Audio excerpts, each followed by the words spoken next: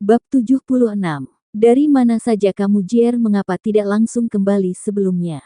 Tanya Chuan Zhen pada putranya yang baru saja kembali ke penginapan. Terlihat di sisinya sudah berkumpul para tetua saktenya. Sepertinya mereka memang sengaja berkumpul saat ini untuk menunggu Chuan Ji. Mungkin ada sesuatu yang ingin mereka didiskusikan saat ini padanya. Maaf ayah, dan juga para tetua. Sebelumnya aku tidak langsung kembali ke tempat ini karena harus menemui seseorang yang sangat penting, jadi aku baru bisa kembali setelahnya, jawab Chuan Ji pada sang ayah. Tak lupa juga ia meminta maaf atas keterlambatannya pada para tetua yang ada di sana. Baiklah, cepat duduk karena ada yang ingin ayah tanyakan padamu. Chuan Zhen menepuk tempat kosong yang ada di sampingnya agar sang putra duduk di sana. Setelah Chuan Ji duduk, tempat itu langsung berubah suasananya menjadi serius, membuat Chuan Ji agak tidak nyaman karena saat ini tatapan para tetua yang ada di sana juga ayahnya nampak seperti memeriksa tubuhnya dengan penuh selidik. Ayah, ada apa? Tanya Chuan Ji heran sekaligus risih dengan tatapan aneh mereka saat ini. Apakah tubuhmu tidak apa-apa saat ini? Apakah tidak ada cedera yang serius? Bukannya menjawab, justru Chuan Zhen malah menanyakan dua pertanyaan secara beruntun. Membuat Chuan Ji akhirnya mengerti mengapa ayahnya dan juga para tetua menatap dirinya seperti itu sebelumnya. Ayah, tenang saja, tidak ada yang terjadi pada tubuhku, malah aku merasa jauh-jauh lebih baik dari biasanya, jawab Chuan Ji tersenyum. Bagaimana mungkin, bukanlah kamu sebelumnya terluka? Apakah itu yang ayah maksud? Potong Chuan Ji. Benar, bukankah sebelumnya kamu di arena sudah hampir tumbang? Dan ayah juga melihat di sudut bibirmu ada darah mengalir yang menandakan jika saat itu kamu tengah terluka dalam. Lalu bagaimana kamu bisa sembuh seperti saat ini? Dan juga bagaimana kamu bisa bertahan dari tekanan 3 tahap di atas kekuatanmu? Apakah kamu diam-diam menyembunyikan kekuatanmu dari kami semua? Tanda tanya petik 2. Chuan Zhen sangat penasaran dengan kejadian yang menimpa sang anak saat turnamen sebelumnya. Karena secara ajaib tiba-tiba anaknya itu bukan hanya sembuh tapi juga bisa bertahan dari tekanan yang bahkan lebih kuat dari sebelumnya yang sempat membuat sang anak nampak mengeluarkan darah dari mulutnya. Tak hanya Chuan Zhen saja yang penasaran dengan itu, mereka para tetua juga merasakan hal yang sama, dan kini mereka tengah menunggu dengan tidak sabar jawaban apa yang akan tuan mudanya itu berikan. Mengenai itu, aku memang benar-benar mengalami luka dalam saat itu. Tapi ada saudaraku yang membantu secara diam-diam untuk menyembuhkan luka yang aku terima saat itu. Tak sampai di sana, bahkan dengan bantuannya itu aku bisa melewati babak kedua dengan mudah. Meski tekanan yang dikeluarkan oleh penguji saat itu terus bertambah, tubuhku tidak merasakan apa-apa, dan itulah cerita sebenarnya mengapa aku bisa sembuh secara tiba-tiba sebelumnya. Tapi ayah, dari mana kamu tahu jika aku saat di arena sudah sembuh? Bukankah saat itu aku masih terus berpura-pura dan aku yakin tidak seorang pun bisa mengetahuinya saat itu. Chuan Ji menjelaskan semuanya apa yang ia alami saat di arena saat itu, tapi semakin lama ia bercerita ia mulai merasakan kejanggalan dari pertanyaan sang ayah sebelumnya, karena dari pertanyaan sang ayah, jelas-jelas sudah tahu kondisi tubuhnya yang sudah sembuh saat itu. Tapi bagaimana, bukankah ia merasa sudah sebaik mungkin menutupi itu semua? Itulah yang menjadi pertanyaannya saat ini. Jangan remehkan kekuatan prajurit agung bocah, tapi kamu benar juga, jika saja aku bukan ayahmu yang sudah mengenalmu datu kecil maka ayah juga tidak akan tahu sandiwaramu itu. Tapi lupakan itu, sebaiknya kau ceritakan pada kami siapa yang kau maksud saudara sebelumnya, dan jangan kau tutupi apapun dari kami. Jawab Chuan Zhen menjelaskan bagaimana ia bisa tahu mengenai hal itu dan juga ia meminta sang putra untuk menjelaskan siapa sosok yang sudah membantu puteranya itu dan ia meminta untuk menceritakan semuanya dengan jujur agar ia bisa berterima kasih dengan benar nantinya pada orang tersebut setelah ini. Baiklah, tapi ayah dan para tetua harus berjanji untuk menutup rapat-rapat ini semua dari siapapun selain kita yang ada di sini.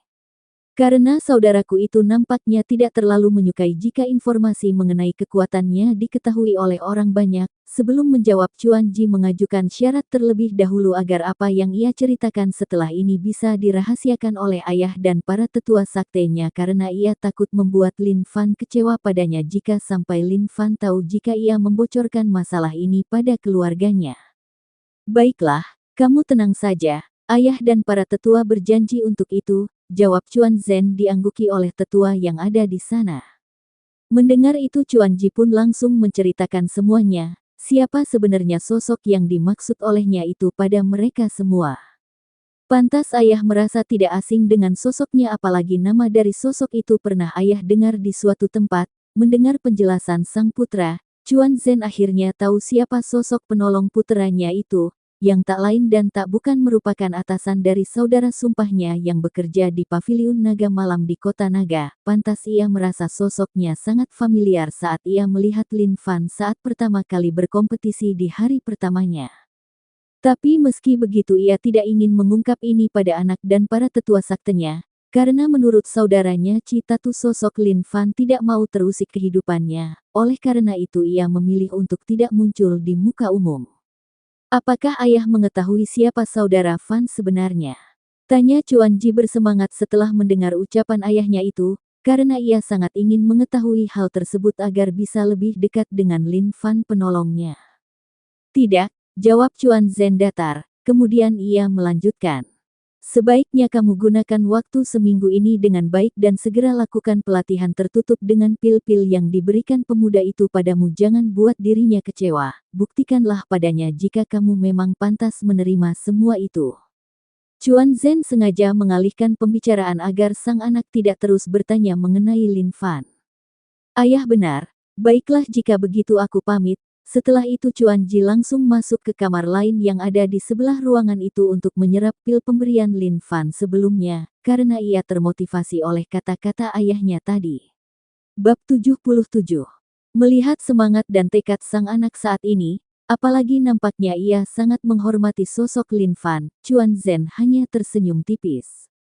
Kemudian mengalihkan pandangan pada para tetua yang ada di sampingnya untuk membahas masalah Lin Fan dengan mereka. Sementara di tempat lain, masih di penginapan yang sama dengan tempat Chuan Zhen berada tapi berbeda lantai.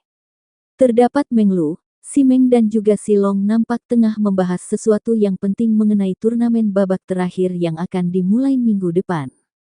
Terlihat mereka bertiga nampak sangat serius saat ini, kemudian datang lagi beberapa pria paruh baya bergabung dengan diskusi itu. Mereka adalah para tetua sakte pilar kembar yang dibawa oleh Meng Lu bersamanya. Dan diskusi itu pun semakin berat setelah kehadiran para tetua itu, yang nampaknya membawa beberapa informasi dari luar sebelumnya. Di penginapan yang lain juga sama, semua perwakilan turnamen yang lolos untuk pertarungan terakhir minggu depan nampak tengah membahas berbagai rencana, dimulai dari rencana untuk mengunjungi Paviliun Naga Malam untuk mencari pil kultivasi dan banyak lagi rencana yang mereka tetapkan selama seminggu ini. Sementara untuk Lin Fan saat ini malah sebaliknya, ia nampak tengah bersantai di dalam dunia kecil yang ada di dalam cincin naga hitam miliknya. Tidak menaikkan lagi kultivasinya karena sebelumnya ia sudah mengukur kekuatan sang putri yang kemungkinan akan ia lawan di pertarungan terakhirnya nanti. Ya meski ia tidak ingin, tapi mau tak mau ia harus melakukan itu jika tidak maka ia akan terkesan tidak menghormati kerajaan Bing nantinya. Jika ia menolak pertarungan tersebut nampak saat ini Lin Fan tengah duduk dengan tenang memandangi hamparan padang rumput di hadapannya dengan ditemani arak dan buah-buahan di sisinya. Masih tersisa 6 hari lagi dari sekarang sebelum turnamen itu dimulai kembali, dan aku tidak tahu harus melakukan apa di tempat ini. Iya bagaimana aku bisa melupakan itu, ucapnya sambil berpikir mengenai apa yang akan ia lakukan untuk mengisi waktu yang tersisa itu, tapi kemudian ia mengingat sesuatu.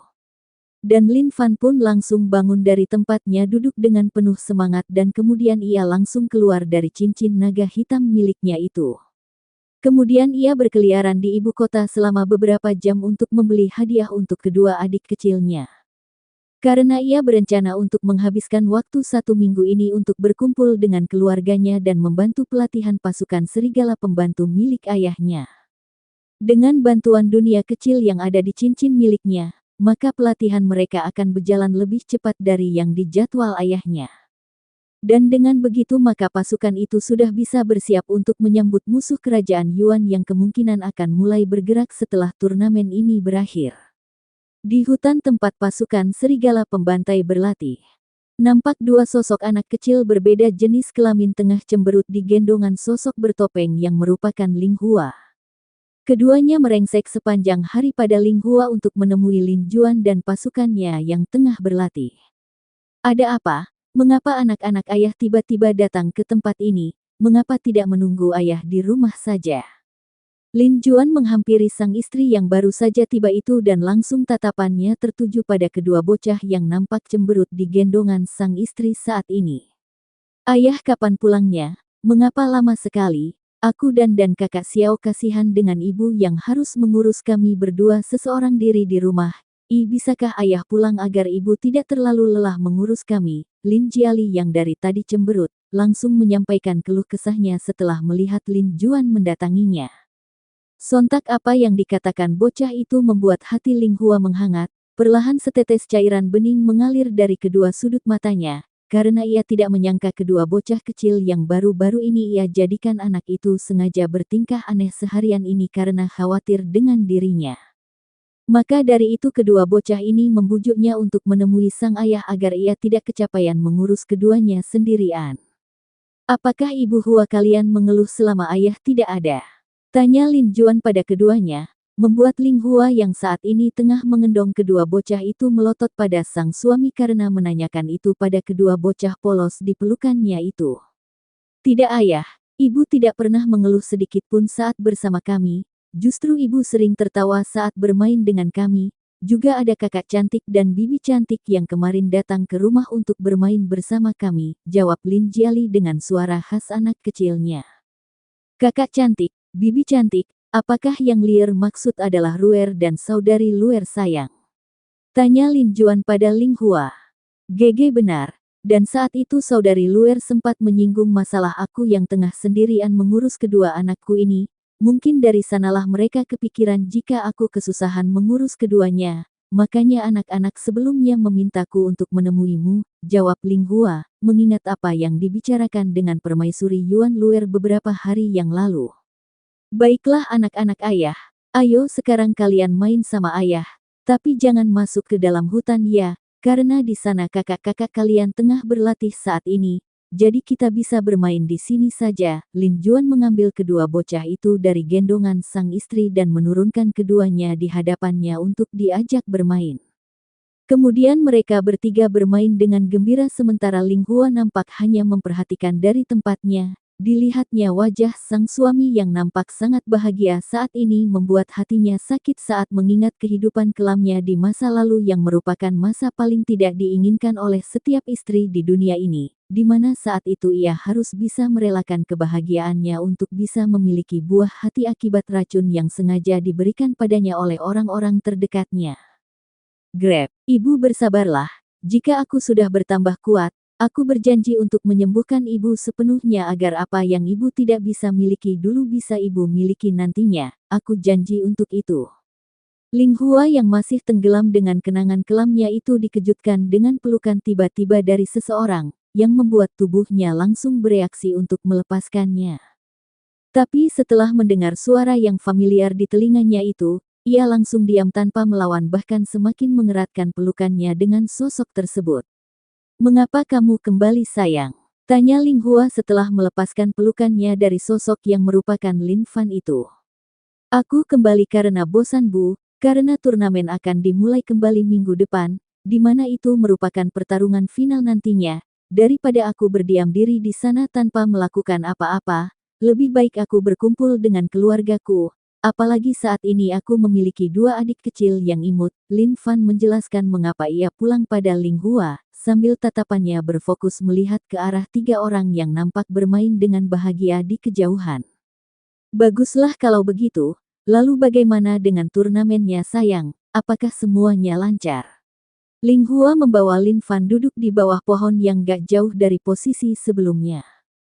Kalau itu tentu saja lancar Bu, tidak ada kendala apapun. Lagian siapa juga yang bisa membuat putramu ini kerepotan? Ibu kan tahu sendiri seberapa kuat anakmu ini, jawab Lin Fan sombong sambil tertawa, membuat Ling Hua tersenyum geli di balik topengnya, karena Lin Fan hanya akan menunjukkan sisi nakal dan kekanak-kanakannya ini saat bersamanya atau sang suami.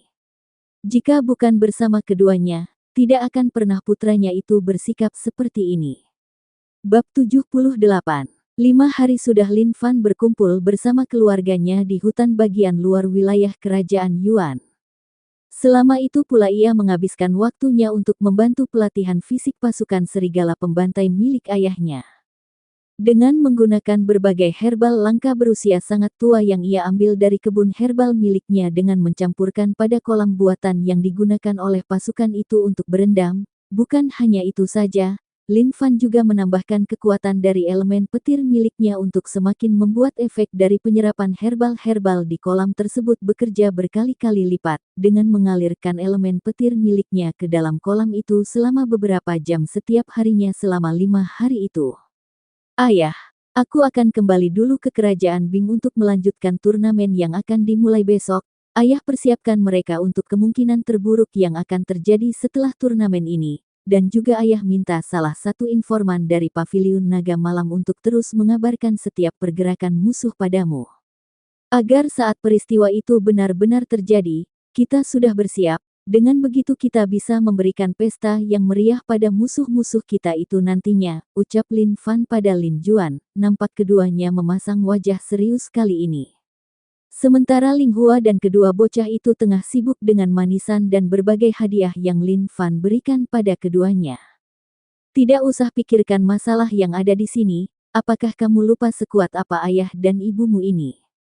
Meski ini bukanlah kekuatan puncak kami, tetap saja dengan kekuatan kita saat ini.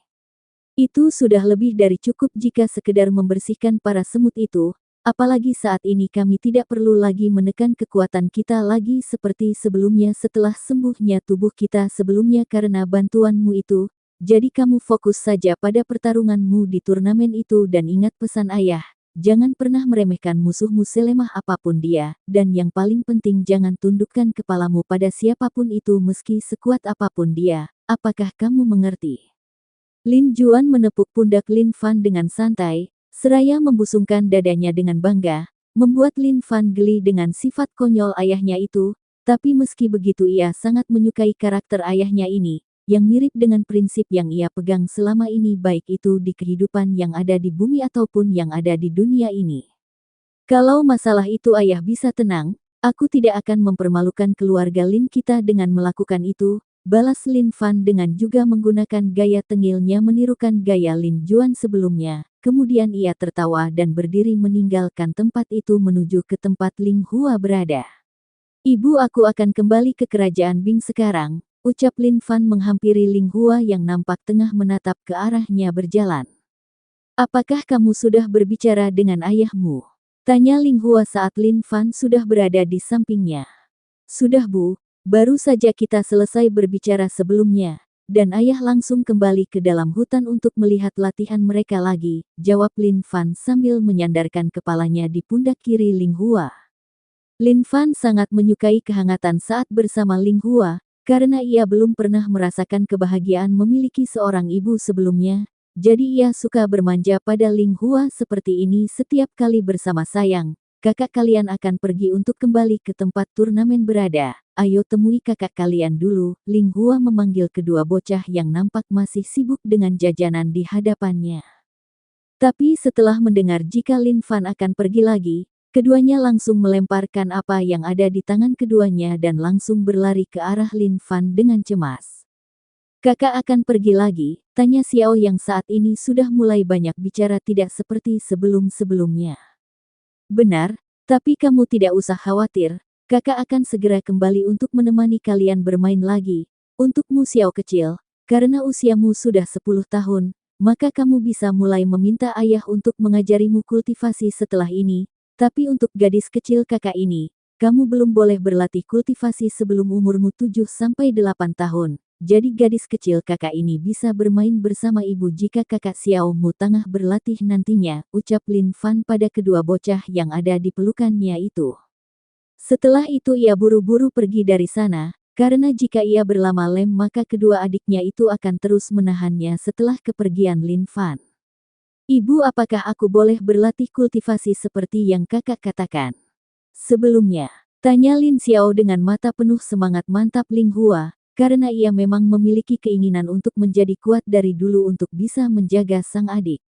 Tentu saja sayang, kamu bisa menemui ayahmu jika kamu memang ingin berlatih. Katakan padanya jika kamu disuruh oleh kakakmu untuk memintanya mengajarimu berkultivasi, jawab Ling Hua. Kemudian ia menyuruh anak laki-laki keduanya itu untuk menemui sang suami di dalam hutan jika memang ingin berlatih. Baiklah Bu, jika begitu aku akan pergi menemui ayah setelah ini, agar aku cepat kuat dan bisa melindungi ibu dan juga Lir, jawab Lin Xiao penuh tekad di matanya. Pergilah sayang, tapi kamu jangan berlebihan. Ibu tidak ingin kamu cedera, Ling Hua mengusap kepala Lin Xiao. Kemudian bocah laki-laki itu langsung bergegas menuju hutan bagian dalam untuk menemui Lin Juan. Meninggalkan Ling Hua dan Lin Jiali di sana. Ibu, apakah aku juga bisa berlatih seperti kakak Xiao? Tanya Lin Jiali menarik-narik ujung baju Ling Hua dengan tangan kecilnya.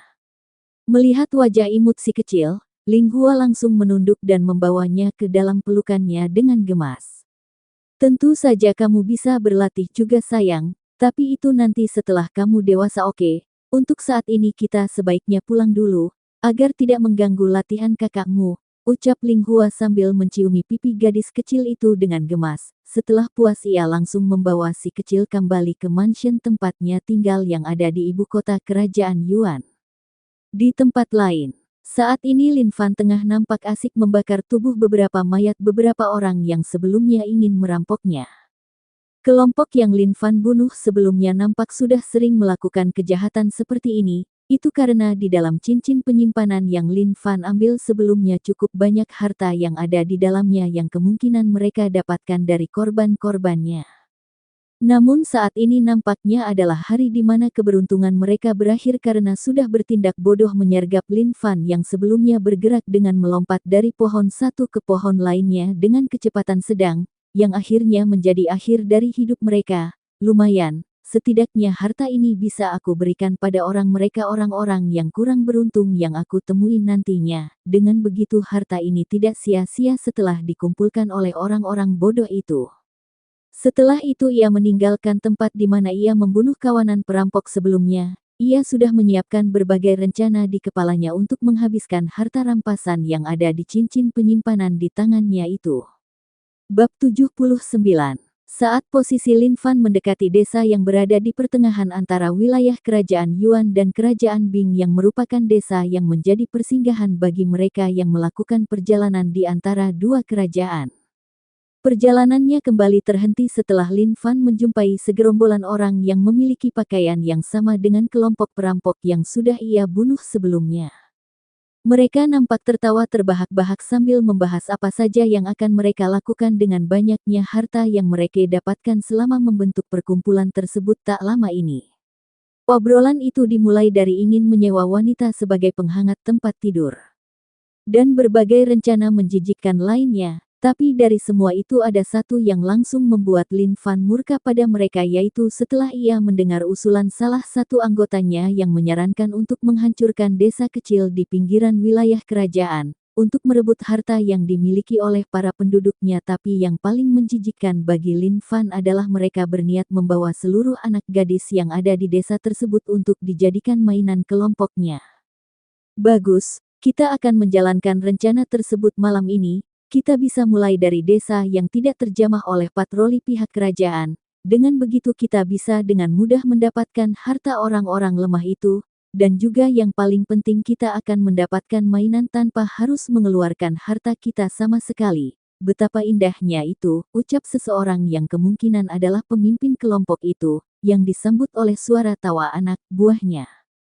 Teruslah bermimpi dan lanjutkanlah rencana menjijikkan kalian itu di alam baka. Ucap suara dingin yang tiba-tiba terdengar di telinga mereka, disertai ledakan hawa membunuh menyapu tempat mereka berada membuat mereka menelan ludah dengan susah payah. Kemudian, serasya, pluk, pluk, Tanpa bisa bereaksi sedikit pun tiba-tiba kepala mereka langsung jatuh menggelinding terpisah dari tubuhnya. Dengan darah memercik ke segala arah, menyisakan tubuh tanpa kepala berdiri kaku di tempatnya. Tapi tak lama kemudian tubuh-tubuh tanpa kepala itu jatuh bersamaan di samping kepala mereka yang sudah jatuh lebih dulu.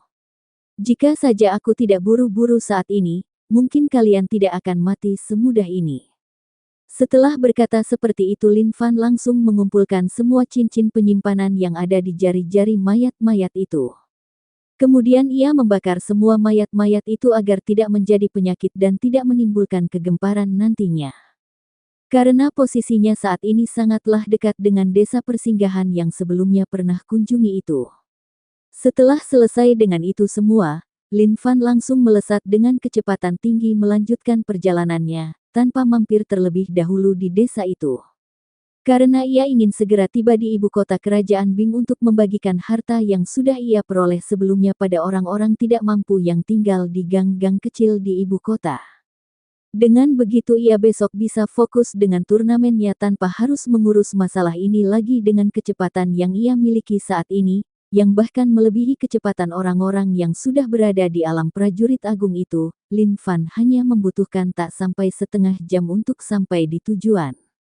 Tapi ia tidak menggunakan pintu gerbang untuk memasuki ibu kota, lah menggunakan jalur yang ia gunakan sebelumnya saat bersama dengan Chu Jian. Alasannya jelas karena kepergiannya waktu itu tidak diketahui oleh penjaga gerbang maka akan sangat menghebohkan jika sampai ia tiba-tiba muncul begitu saja dari luar ibu kota. Setelah berhasil masuk ke dalam ibu kota, Lin Fan langsung menyelinap ke tempat-tempat orang yang memiliki kehidupan kurang mampu di berbagai tempat di sana. Lin Fan meletakkan ratusan koin emas di masing-masing tempat yang ia datangi kemudian pergi begitu saja tanpa menunjukkan keberadaannya pada mereka. Cukup lama Lin Fan berkeliling saking luasnya ibu kota kerajaan Bing itu, hingga ia pada akhirnya menggunakan sebagian harta pribadi miliknya untuk dibagikan pada mereka agar mendapatkan juga bagiannya. Barulah setelah dirasa sudah cukup, ia langsung kembali ke penginapan tempat ia menginap untuk beristirahat. Keesokan harinya, gong, gong, gong. Terdengar 3 kali suara nyaring gong yang dipukul, menandakan jika babak terakhir turnamen Jenius 4 kerajaan akan dimulai kembali setelah istirahat 1 minggu sebelumnya. Baiklah, tidak usah berlama-lama lagi, bagi yang lolos ke tahap ini silahkan memasuki arena agar pertarungan penentuan ini bisa segera dimulai, teriak pembawa acara dari dalam arena. Lin Fan, Chuan Ji dan juga pemuda yang dibantu Lin Fan sebelumnya langsung berdiri dari tempat duduknya dan langsung memasuki area, begitu juga dengan para peserta lainnya.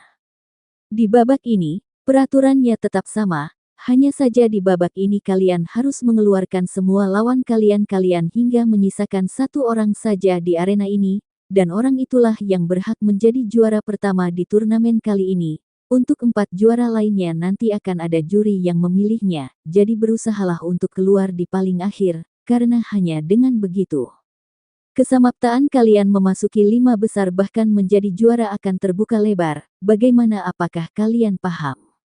Seru pembawa acara itu pada semua peserta yang sudah berada di dalam arena. Kami paham, ucap semua peserta serempak. Baiklah, babak terakhir turnamen Jenius 4 kerajaan dimulai. Seru pembawa acara itu lagi kemudian sosoknya melompat keluar arena. Gong, wah, wah. Teriakan dukungan para penonton langsung riuh saat gong penanda dimulainya pertarungan itu terdengar. Sementara di dalam arena, 10 peserta itu saling menatap satu sama lain, disertai dengan munculnya senjata masing-masing yang akan mereka gunakan dalam pertarungannya saat ini. Saudara, apakah kamu ingin bekerja sama denganku? Tanya Chuan Ji pada pemuda di sampingnya. Tentu saja saudara, karena hanya dengan begitu kesempatan kita untuk masuk di 5 besar akan terbuka sedikit lebih besar, juga kita harus mencoba kekuatan baru ini kan? Jawab pemuda yang masih belum diketahui namanya itu menyetujui ajakan itu.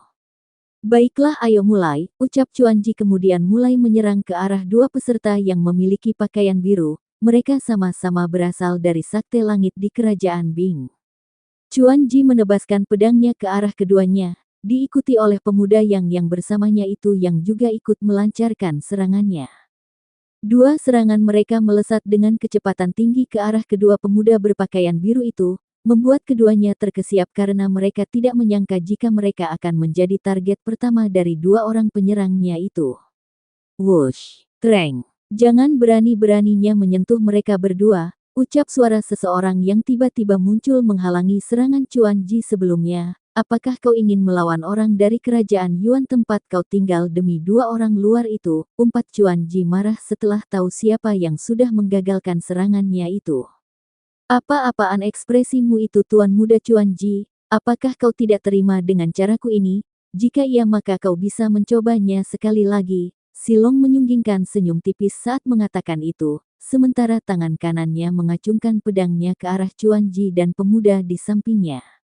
Di tengah ketegangan antara kelompok Chuan Ji dan Silong saat ini di tempat lain Lin Fan tengah berhadapan dengan perwakilan wilayah utara atau kerajaan Wang, yaitu peserta dari Sakte Halilintar.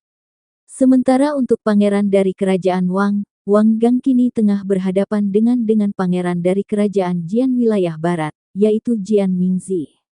Bab 80. Pertarungan di arena saat ini masih berlanjut di mana yang paling menarik saat ini untuk dilihat adalah pertarungan antara Chuan Ji bersama pemuda yang ada di sampingnya melawan Silong, yang sebelumnya dengan sengaja memblokir serangan keduanya saat ingin menyerang ke arah dua perwakilan dari Sakte Langit Kerajaan Bing. Kalian berdua sebaiknya tunggu di tempat jangan bergerak lagi, atau aku akan benar-benar menjadikan kalian sebagai lawan pertamaku, ucap Silong datar pada Chuan Ji dan pemuda yang ada di sisinya. Apa maksudmu? Tanya Chuan Ji heran dengan perkataan Silong itu. Bukannya menjawab pertanyaan itu, tiba-tiba Silong berbalik badan dan langsung bergerak dengan kecepatan tinggi ke arah kedua peserta dari Sakte Langit yang sebelumnya ia bantu itu.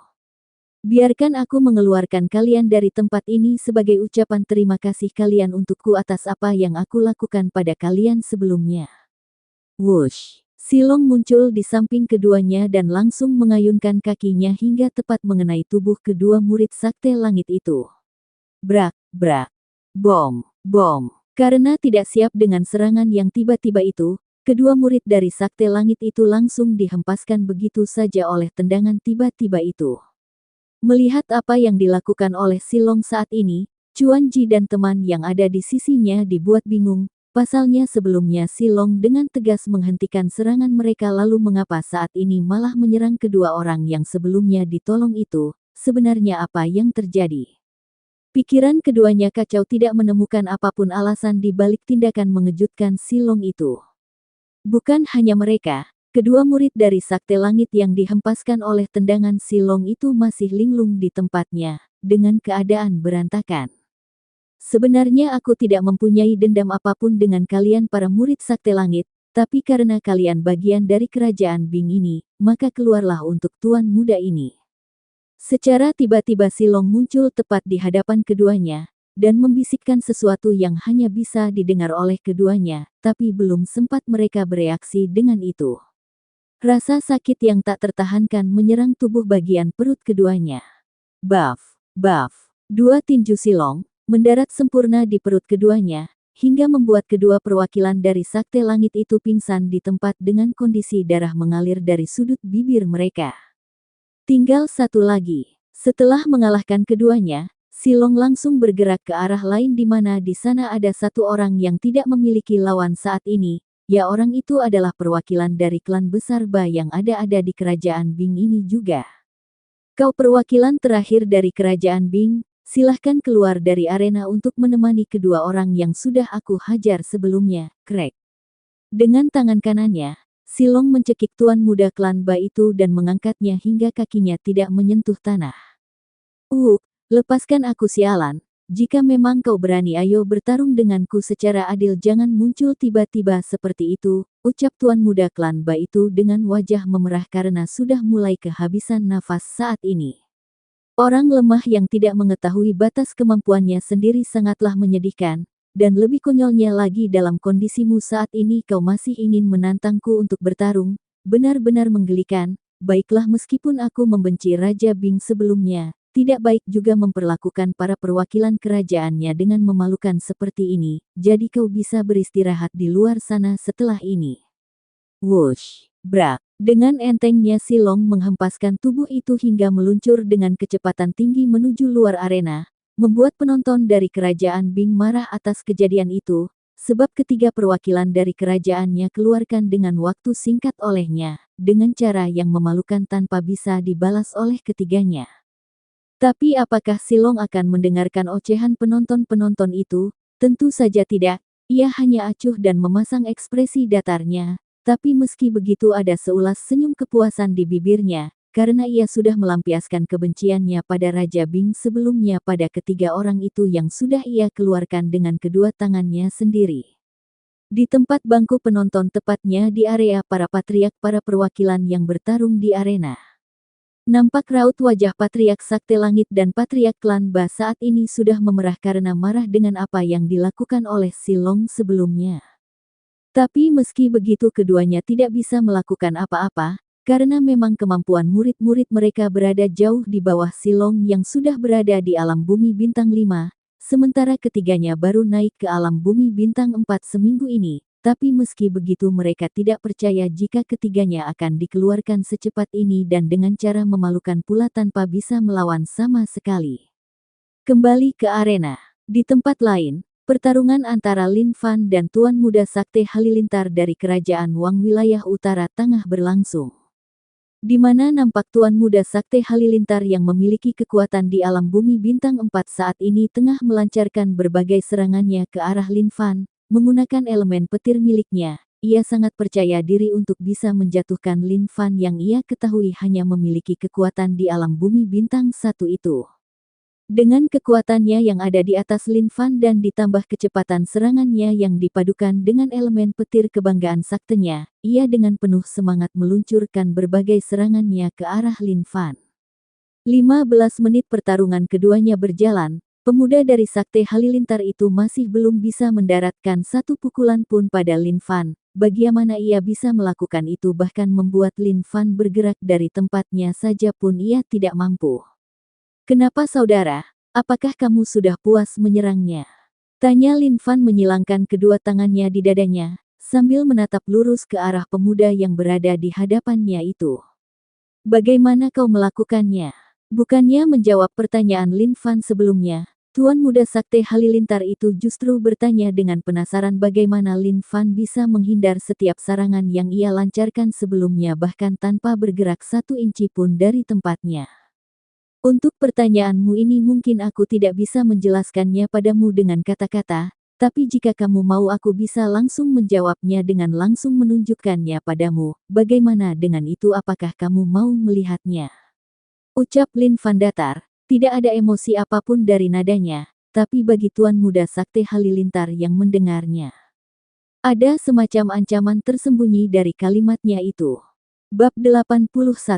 Para penonton yang melihat pertarungan pemuda bertopeng melawan perwakilan Sakte Halilintar itu pun dibuat semakin berdebar dengar menantikan siapa yang akan menang di antara keduanya. Meski sudah diketahui kekuatan keduanya saat ini berbeda beberapa tingkat, tapi setelah berjalannya pertarungan 15 menit yang lalu mereka bisa mengetahui jika sosok pemuda bertopeng itu tidak dirugikan sama sekali meski memiliki kekuatan di bawah perwakilan Sakte Halilintar itu. Dan mereka saat ini tengah menunggu tanggapan dari Tuan Muda Sakte Halilintar itu mengenai jawaban yang diberikan oleh sosok pemuda bertopeng sebelumnya. Kembali ke arena. Baiklah, tunjukkan padaku apa rahasia yang kau sembunyikan sejauh ini. Aku harap kau tidak mengecewakanku, jawab Tuan Muda Sakte Halilintar itu dengan serius seraya menatap ke arah Lin Fan. Mengecewakanmu ya, aku rasa itu tidak akan, dan aku pastikan bahwa yang akan kutunjukkan ini akan menjadi sesuatu yang mungkin berguna untuk pelatihan elemen petirmu selanjutnya, jawab Lin Fan sambil tersenyum tipis di balik topengnya. Setelah itu, perlahan tubuhnya diselimuti oleh percikan petir halus seperti armor yang tengah menutupi tubuhnya. Perhatikan baik-baik, anggap ini hadiah terakhir dariku sebelum kita berpisah, ucap Lin Fan menatap ke arah sang lawan yang nampak memandang sosoknya dengan tatapan kagum dan kengerian terlihat jelas di matanya saat ini. Sret, kilatan petir muncul di bawah kaki Lin Fan sebelum tubuhnya lenyap dari sana, yang kemudian muncul di samping tubuh Tuan Muda Sakte Halilintar. Jika kamu menggunakan petir sebagai kekuatan dari dirimu maka jadilah petir itu sendiri, jangan menggunakan hanya terpaku pada jurusmu saja sebaliknya jadikan tubuhmu itu sendiri sebagai petirnya, maka kamu akan bisa mengetahui sekuat apa petir itu sesungguhnya. Setelah mengatakan itu Lin Fan dengan lembut menepuk pundak lawannya itu dan menghempaskannya hingga keluar arena. Wush, brak. Tubuh Tuan Muda Sakte Halilintar itu jatuh dengan posisi tersungkur di luar arena. Tapi meski begitu nampak tidak ada luka serius yang dialami oleh Tuan Muda Sakte Halilintar itu, meski sudah diluncurkan dengan kecepatan tinggi oleh pukulan Lin Fan sebelumnya, karena Mamang Lin Fan tidak serius sama sekali dengan serangannya itu. Saudara aku mengerti sekarang, terima kasih atas pencerahannya. Bukannya marah atas kekalahannya. Tuan Muda Sakte Halilintar itu justru membungkukkan badannya ke arah Lin Fan dengan tulus bahkan ada senyum di bibirnya.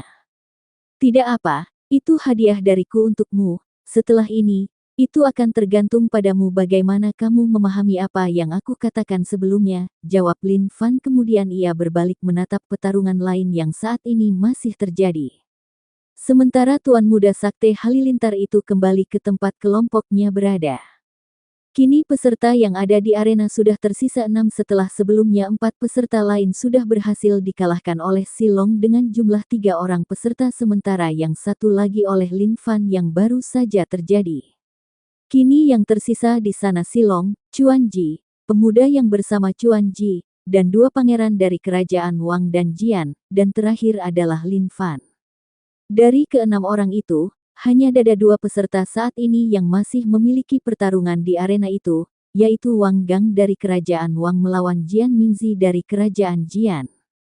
Wang Gang, menyerahlah sampai kapanpun kamu tidak akan pernah bisa menang melawanku, ucap Jian Mingzi tersenyum miring pada lawannya. Kau terlalu melebih-lebihkan dirimu sendiri Jian Mingzi, apakah kamu pikir hanya kamu saja yang sudah menerobos ke alam bumi bintang 4 saat ini, benar-benar konyol. Setelah mengatakan itu perlahan aura dari tubuh Wang Gang berubah dari alam bumi bintang 3 naik menjadi bintang 4, membuat penonton yang menyaksikan itu berseru dengan takjub melihat kedua pangeran yang sangat jenius itu saling berhadapan saat ini. Hahaha. Bukannya terkejut dengan apa yang ditunjukkan oleh Pangeran Wang Gang sebelumnya, Jian Mingzi justru tertawa semakin nyaring saat ini, membuat Wang Gang yang melihat itu heran. Ada apa-apakah kau sudah gila akibat terkejut dengan perubahan yang tiba-tiba ini? Tanya Wang Gang sinis. Cih, hanya naik 1 bintang saja kau sudah berlagak seperti itu di hadapanku, lalu bagaimana dengan ini? Blus. Alam bumi bintang 5 meledak keluar dari tubuh Jian Mingzi membuat sikap tenang yang ditunjukkan oleh Sang Gang sebelumnya seketika sirna digantikan oleh kepanikan yang terlihat jelas di matanya.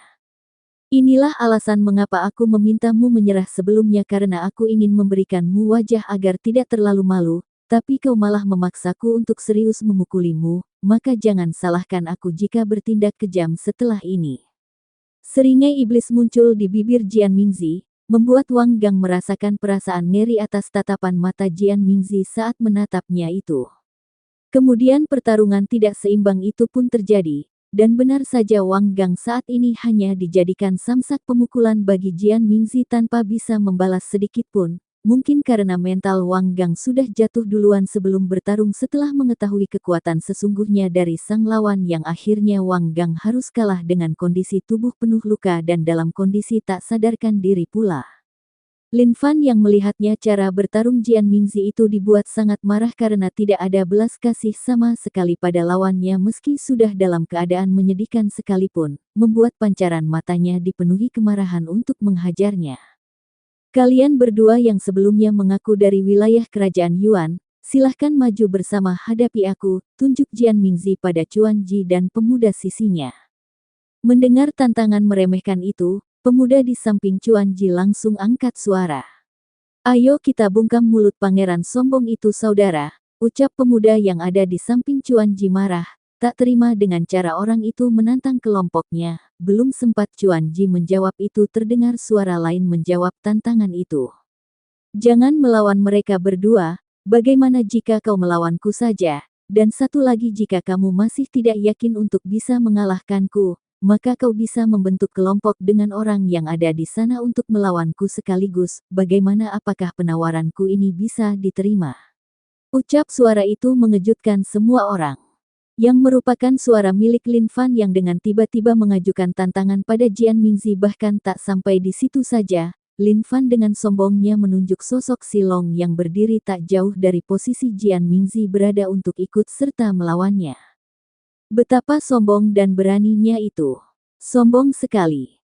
Siapa sebenarnya sosok berpakaian hitam dengan penutup wajah itu? Apakah dia pikir dengan bisa mengalahkan Tuan Muda dari Sakte Halilintar sebelumnya ia akan mampu mengalahkan Tuan Muda Silong yang bahkan bisa mengalahkan 3 peserta yang sama kuatnya dengan Tuan Muda Sakte Halilintar yang dikalahkan olehnya itu seorang diri? Dan yang lebih mengejutkan lagi, ia bahkan berani mengajukan untuk Pangeran Jian Mingzi agar bergabung dengan Tuan Muda Silong dalam pertarungan melawannya. Apakah dia sudah gila? Suara sumbang para penonton langsung terdengar riuh di tempat itu setelah kata-kata dari mulut Lin Fan itu jatuh. Hingga menimbulkan sedikit kegaduhan membuat pihak kerajaan Bing turun tangan untuk menertibkan para penonton itu diam, agar tidak mengganggu jalannya pertarungan para peserta di dalam arena. Bab 82. Brak. Bunyi hancurnya meja tempat hidangan yang ada di hadapan Patriark Sakte Kilin Api, setelah terkena hantaman kepalan tangannya setelah mendengar tantangan tidak masuk akal Lin Fan sebelumnya pada murid kesayangannya sekaligus putra mahkota kerajaan Jian itu. Kurang ajar, siapa sebenarnya berandalan bertopeng itu? Apakah menurutnya ia adalah lawan yang cocok untuk pangeran? Dan satu lagi, ia dengan bodohnya meminta jenius sakte pilar kembar itu untuk melawannya sekaligus. Benar-benar konyol. Aku jadi ingin mengetahui apa reaksi dari Patriark Meng Lo setelah mendengar ini. Patriark Sakte sekaligus guru Jian Mingzi di Sakte Kilin Api tersulut amarahnya saat ini setelah tindakan Lin Fan sebelumnya. Apalagi cara Lin Fan menunjuk langsung sang pangeran tanpa sopan santun membuatnya naik darah. Tapi meski begitu ia tidak bisa melakukan apa-apa di tempat ini. Tapi meski begitu ia ingin mengetahui reaksi dari guru Silong yaitu Patriark Meng Lo mengenai masalah ini.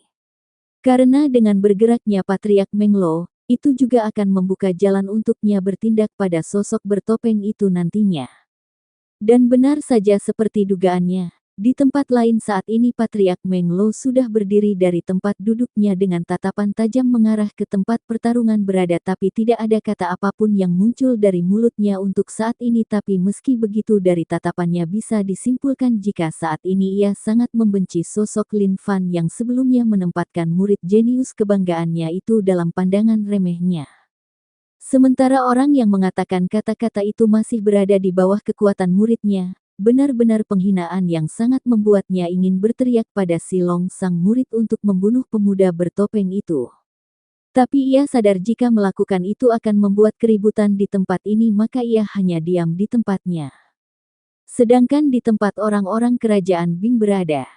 Menurut ayah, apakah pemuda itu bisa mengatasi keduanya jika benar-benar bertarung? Tanya Putri Bing Ruyue pada Bing Zuan di sampingnya. Menurut ayah, pemuda bertopeng itu terlalu ceroboh untuk menantang keduanya sekaligus. Apalagi pemuda bernama Silong dari Sakte Pilar Kembar itu. Kekuatannya saat ini sudah berada di alam bumi bintang 5. Sama seperti kekuatanmu sebelumnya, dengan fakta itu sudah menunjukkan betapa sulitnya ini untuk pemuda bertopeng itu.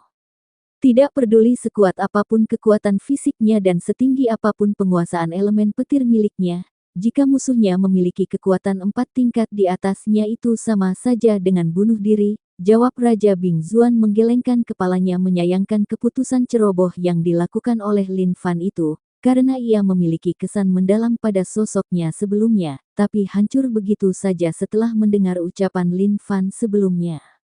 Apa yang ayahmu katakan sebelumnya memang benar, tapi jangan dulu menyimpulkan jika pemuda bertopeng itu tidak bisa melawan keduanya. Karena saat ia menantang keduanya sebelumnya tidak ada emosi apapun di perkataannya yang menunjukkan jika ia sangat sadar dengan apa yang ia lakukan. Kita lihat saja, apakah ini memang kejutan yang ia siapkan untuk kita saksikan atau malah akhir dari perjuangannya. Komentar leluhur tua Bing Tianzhen ikut menimpali pembicaraan antara ayah dan anak di sampingnya itu. Apakah kakek mempercayai kekuatan pemuda bertopeng itu akan bisa melawan keduanya? Tanya Bing Ruyue penasaran pada sang kakek, sebab ia tahu jika kakeknya itu tidak pernah salah menilai orang selama ini. Tidak usah bertanya itu untuk saat ini, karena jawabannya akan kita ketahui sebentar lagi, jawab Bing Tianzhen dengan tatapan yang masih fokus ke arena tanpa menoleh ke arah Bing Ruyue. Kembali ke area. Silong yang ditunjuk oleh Lin Fan sebelumnya langsung memandang ke arah Lin Fan dengan tatapan dingin. Apakah kau yakin dengan itu? Jangan terlalu percaya diri dengan kekuatan fisik yang kau miliki itu.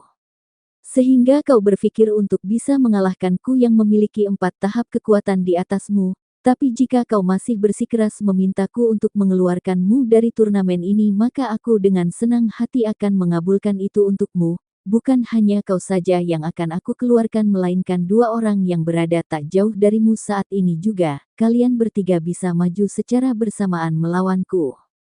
Tidak perlu untuk Pangeran Jian Mingzi bergerak sendiri untuk melawan sekumpulan sampah seperti kalian, apalagi kau yang tidak diketahui latar belakangnya itu bahkan tidak berani melepaskan penutup wajahnya di sini. Apakah kau setidak percaya diri itu untuk membuka topengmu karena takut kalah di sini yang akhirnya akan membuatmu malu setelahnya? Jian Mingzi menanggapi dengan kata-kata sombong dan tajamnya menghantam kuping para penonton yang menyaksikan turnamen saat ini. Bagaimana tidak? Ia dengan terbuka menantang 3 orang sekaligus untuk melawannya ini bahkan lebih mengejutkan dari tantangan yang diajukan Lin Fan sebelumnya.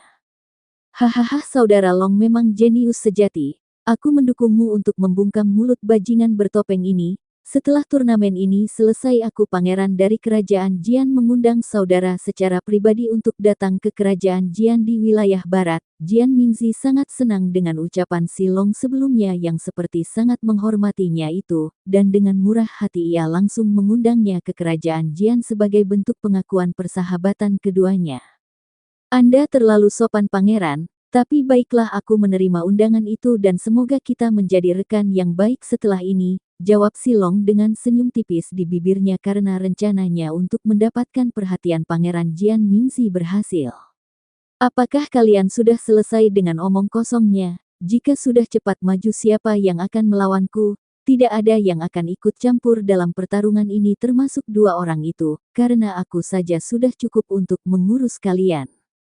Lin Fan yang sudah muak mendengar kata-kata tidak masuk akal Silong sebelumnya ditambah obrolannya dengan Jian Mingzi itu, makin membuatnya ingin segera nampar keduanya apalagi Silong, dan ia mengatakan untuk tetap melawannya sendiri tanpa Chuan Ji dan pemuda yang ada di sampingnya. Longer, tidak usah berbelas kasih padanya, berikan saja apa yang ia minta itu, buat dia sadar akan posisinya, teriak Patriark Meng Lo dari tempatnya. Mendengar itu Silong yang awalnya masih santai itu langsung berubah ekspresinya menjadi dingin dan langsung bersiap dengan kuda-kudanya untuk menyerang Lin Fan. Bab 83. Silong tanpa aba-aba langsung menerjang ke arah Lin Fan dengan menekuk kedua kakinya ke belakang sebelum meluncur dengan kecepatan tinggi ke arah Lin Fan dengan satu pedang pendek di tangan kanannya. Melihat itu Lin Fan juga mengeluarkan pedang dari cincin penyimpanannya. Tapi bukan pedang naga hitam miliknya hanya pedang tingkat langit sama dengan pedang milik Silong yang digunakan saat ini. Treng, treng. 2 serangan pedang Silong dengan mudah Lin Fan tahan dengan menyilangkan pedangnya di dadanya. Membuat Silong heran dengan itu, pasalnya ia sangat yakin jika ia bisa melukai musuhnya dengan serangan tersebut mengingat perbedaan kekuatan kedua begitu jauh. Tak mau berpikir berlebihan, Silong kembali menyerang kali ini yang ia incar adalah bagian kaki Lin Fan. Dengan gerakan tipuannya menggunakan kakinya disapukan ke arah kepala Lin Fan agar Lin Fan menunduk. Setelah itu ia dengan sangat percaya diri menebaskan pedangnya ke arah kaki Lin Fan, dengan posisi Lin Fan saat ini yang masih bertahan dengan serangan kaki miliknya sebelumnya ia yakin akan bisa melukainya. Tapi yang tidak ia sangka adalah gerakan tiba-tiba dari Lin Fan yang langsung beraksi dengan cepat melebihi gerakan tebasan pedang yang Silong yang mengarah padanya. Dengan sepersekian detik tubuh Lin Fan berpindah dari tempatnya dan muncul di samping lengan kanan Silong yang tengah mengayunkan pedangnya. Dengan gerakan halus namun sangat cepat, Lin Fan menghantamkan gagang pedangnya tepat ke lengan Silong yang langsung membuat pedang yang ada di genggaman tangannya lepas. Sampah. Satu kata yang terdengar di sampingnya itu membuat Silong merasakan perasaan ngeri secara tiba-tiba karena sosok Lin Fan tidak bisa ia lihat pergerakan. Hanya tiba-tiba begitu saja muncul dan mendaratkan pukulan telak ke lengannya. Plak, kelontang. Tak puas sampai di situ aja, setelah menjatuhkan pedang Silong sebelumnya, tubuh Lin Fan berkedip meninggalkan percikan petir di sana, yang langsung muncul di samping Jian Mingzi yang masih linglung di tempatnya karena tidak mempercayai serangan Silong yang bisa dengan mudah dipatahkan oleh Lin Fan. Bukan hanya itu, bahkan dengan mudahnya mendaratkan pukulan telak hingga membuat senjata yang di tangan Silong terjatuh.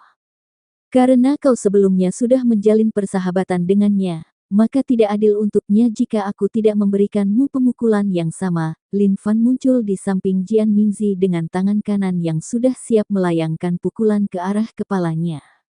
Kau bagaimana Mung? Berisik, plak, plak, brak. Belum sempat mulut Jian Mingzi mengucapkan seluruh kalimatnya. Lin Fan dengan kejam menamparkan pipinya 2 kali dengan kecepatan tinggi membuat tubuh Jian Mingzi terpelanting ke belakang hingga menimbulkan bunyi yang renyah saat tubuhnya menyentuh lantai arena melihat 2 kejadian tak terduga di arena. Semua mata yang menyaksikan itu tak bisa berkedip saat ini memfokuskan pandangannya pada sosok Lin Fan yang dengan mudahnya menjatuhkan pedang Silong sebelumnya ditambah dengan kecepatan pergerakannya saat menamparkan Jian Mingzi sampai membuat tubuhnya terpelanting. Kurang ajar, apakah orang itu sengaja menyembunyikan kekuatannya saat ini? Jika tidak, mana mungkin ia semudah itu melakukan gerakan-gerakan itu? Sungguh tidak masuk akal, teriak Patriark Meng Lo tidak percaya dengan apa yang terjadi di arena saat ini. Kemudian ia angkat suara sekali lagi, kali ini ia menghadap ke arah tempat orang-orang dari kerajaan Bing berada. Yang mulia, aku rasa orang bertopeng itu sengaja menyembunyikan kekuatan untuk mengelabui kita hingga saat ini. Apakah Yang Mulia tidak akan melakukan tindakan atas masalah ini? Jujur saja ini sangat tidak bisa kami terima, ucap Patriark Meng Lo pada Bing Zuan. Benar Yang Mulai, tolong periksa orang bertopeng itu. Siapa tahu ia kultivator tua yang tengah menyamar untuk menyusup ke acara turnamen ini demi bisa masuk ke dalam kolam es abadi milik leluhur kerajaan. Guru Jian Mingzi atau Patriark Sakte Kilin Api juga angkat suara saat ini untuk mendukung apa yang dikatakan oleh Mang Lo sebelumnya agar bisa menyelamatkan wajah muridnya yang ditampar seperti lalat oleh Lin Fan sebelumnya. Apa yang dikatakan kedua patriark itu langsung memancing diskusi penonton saat ini. Ada yang kemakan dengan omongan itu dan ada juga yang menganggap kedua patriark itu tidak tahu malu untuk bisa mengeluarkan tuduhan seperti itu untuk menutup kekalahan memalukan kedua muridnya. Para penonton kini tengah menunggu apa tanggapan dari Raja Bing mengenai ini, dan akibatnya pertarungan di arena pun saat ini dihentikan untuk sementara. Menunggu keputusan apa yang akan diambil oleh Raja Bing Zuan. Patriark Sakte Pilar Kembar Wilayah Timur dan juga Patriark Sakte Kilin Api Wilayah Barat, apakah kalian berdua meragukan orang-orangku yang bertugas untuk menyeleksi peserta turnamen kali ini? Apakah kalian pikir kami akan kecolongan dengan hal-hal seperti itu? Benar-benar konyol, tapi baiklah agar kalian semua bisa melihatnya sendiri, maka aku akan meminta pembawa acara untuk melakukan tes mengenai umur dari peserta bertopeng itu langsung di arena saat ini. Dan jika apa yang kalian tuduhkan pada peserta itu keliru maka kedua perwakilan dari kubu kalian akan aku diskualifikasi langsung. Dan begitu juga sebaliknya jika peserta bertopeng itu terbukti seperti apa yang kalian tuduhkan sebelumnya maka hukumannya akan sama. Bagaimana, apakah kalian berdua masih ingin melanjutkan ini? Raja Bing Zuan menyampaikan ketidakpuasannya pada kedua sosok patriark itu yang mencari-cari alasan atas kekalahan kedua muridnya. Kemudian ia memberikan solusi atas masalah ini dengan konsekuensi yang harus ditanggung oleh mereka jika halnya apa yang mereka tuduhkan itu tidaklah benar. Mendengar apa yang disampaikan oleh Raja Bing Zuan itu, keduanya mau tak mau menjadi ragu, tapi karena ego dan harga diri keduanya sangatlah tinggi maka keduanya dengan tegas menyetujui itu. Kami setuju Yang Mulia, jawab keduanya serempak. Baiklah. Silahkan lakukan pengecekan usia pada peserta itu sekali lagi, dan lakukan dengan jelas agar semua yang hadir di tempat bisa menyaksikannya, perintah Raja Bing Zuan pada pembawa acara. Silong dan Jian Mingzi merasa gugup saat ini, sebab ia mendengar sendiri jika suara sosok yang menjadi lawannya itu masihlah sangatlah muda saat berbicara pada keduanya. Tapi apa mau dikata, karena ini sudah terjadi maka mereka hanya bisa berdoa semoga sosok yang menjadi lawan keduanya itu benar-benar sosok tua yang menyamar, karena jika tidak maka kesempatan keduanya yang sudah berada di depan mata untuk menjadi 5 besar dan berhak memasuki kolam es abadi itu akan hilang begitu saja. Bab 84. Pembawa acara yang sebelumnya berada di luar arena langsung bergegas memasuki arena setelah mendapatkan perintah dari Raja Bing sebelumnya.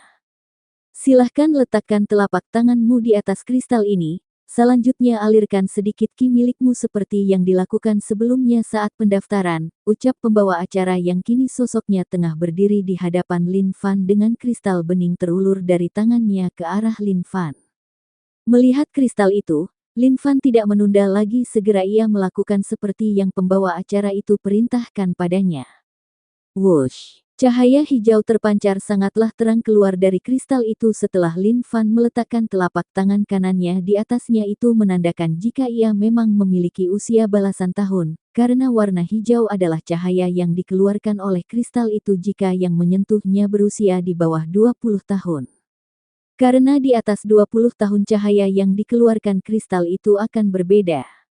Ditambah saat ini ada 7 cahaya hijau yang terlihat di atas kristal itu, yang menunjukkan secara spesifik usianya yang kini 17 tahun. Not, jika hanya satu garis berarti usia orang tersebut 11 tahun, begitu seterusnya. Melihat itu, Patriark Menglo dan juga Patriark Sakte Kilin Api langsung memiliki wajah jelek saat ini, karena apa yang ditakutkan keduanya sebelumnya kini benar-benar terjadi.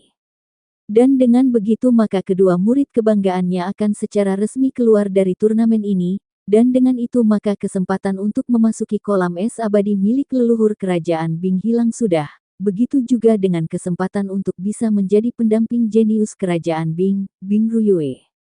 Kalian berdua sudah melihat sendiri jika pemuda itu masih di bawah 20 tahun.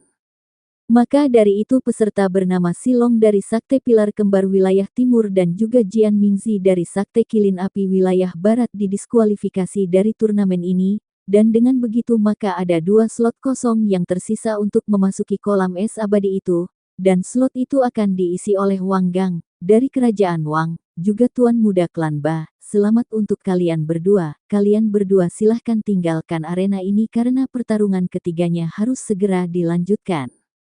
Raja Bingzuan dengan tegas langsung mengumumkan keputusannya setelah hasil dari tes usia Lin Fan diketahui. Yang mulia, apakah ini tidak bisa dibicarakan lagi? Tanya Menglo tidak terima, tapi meski begitu ia tidak bisa bersikap sembrono pada Bingzuan mengingat ada sosok Bing Tianzhen di sisinya saat ini. Apakah kamu akan menarik kata-katamu sendiri, Patriark Menglo? Bukannya menjawab, Raja Bingzuan justru mengajukan pertanyaan pada Menglo. Mendengar itu Menglo tidak bisa menjawabnya sebab semua ini bisa terjadi karena keputusannya sendiri sebelumnya. Longer, ayo pergi, teriak Menglo pada Silong dengan tergesa-gesa, karena sangat marah dengan keputusan yang diterimanya saat ini. Begitu juga dengan rombongan Sakte Kilin Api, mereka juga langsung memutuskan untuk pergi dari tempat itu bersama Jian Mingzi, mengikuti jejak Menglo dan rombongannya sebelumnya. Benar-benar akhir yang tidak terduga, bahkan aku sendiri pun mengira jika Tuan Muda Silong dari Sakte Pilar Kembar yang akan maju untuk menantang Tuan Putri nantinya, tapi apa yang terjadi saat ini benar-benar di luar dugaan, di mana bukan hanya tidak bisa memenangkan turnamen ini tapi juga harus rela tersingkir tanpa mendapatkan hadiah apapun, bahkan cara mereka tersingkir pun sangatlah memalukan, ucap salah satu penonton masih dengan tatapan tidak percaya menatap ke arah arena. Sementara di arena kini hanya tersisa 3 peserta saja. Dan kini mereka harus bertarung satu sama lain untuk memperebutkan posisi pertama yang nantinya memiliki kesempatan untuk bertarung dengan putri jenius kerajaan Bing ini. Tetua, bisakah saya bicara? Tiba-tiba Chuan Ji mengangkat tangannya ke arah pembawa acara yang tak jauh dari posisinya. Silahkan, jawab pembawa acara itu. Begini Tetua. Saya ingin mengatakan jika saya akan menyerah untuk bertarung dengannya, ucap Chuan Ji dengan nyaring sambil menunjuk sosok Lin Fan, membuat semua orang yang menyaksikan itu heboh. Tempat itu riuh selama beberapa saat, sebelum kemudian diam kembali, karena mereka mengetahui jika alasan dari Chuan Ji itu sangatlah jelas, yaitu karena sosok peserta yang menggunakan topeng itu sangatlah kuat. Bagaimanapun Silong saja dengan kekuatan alam bumi bintang 5-nya bisa dikalahkan begitu saja sebelumnya dengan hanya satu gerakan. Lalu bagaimana dengan Chuan Ji yang hanya memiliki kekuatan alam bumi bintang 3 saat ini? Tetua, aku juga sama. Ucap suara satu lagi mengejutkan sang pembawa acara, karena baru saja ia akan mengumumkan tentang menyerahnya Chuan Ji, tapi kini malah ada satu orang lagi yang mengajukan hal yang serupa. Orang tersebut adalah pemuda yang dibantu Lin Fan sebelumnya. Dengan fakta tersebut mana mungkin ia mau berdebat dengan Lin Fan saat ini apalagi kekuatan keduanya jauh berbeda. Melihat dari cara Lin Fan menjatuhkan Silong dan juga Jian Mingzi sebelumnya, sudah sangat menjelaskan jika kekuatan mereka tidak di tempat yang sama. Tolong tenang sebentar, ada sesuatu yang ingin aku sampaikan saat ini. Pembawa acara langsung melayang di atas arena dan mengeraskan suaranya agar bisa didengar oleh semua orang yang ada di tempat turnamen kali ini. Kemudian setelah dirasa semuanya sudah tenang dan memperhatikannya, barulah ia mulai membuka suaranya lagi. Begini, pasti untuk kalian yang berada di dekat arena mendengarkan apa yang dikatakan kedua peserta sebelumnya, dan untuk memperjelasnya maka aku akan menyampaikannya langsung pada kalian. Pembawa acara sengaja menjeda kalimatnya, sebelum melanjutkannya kembali.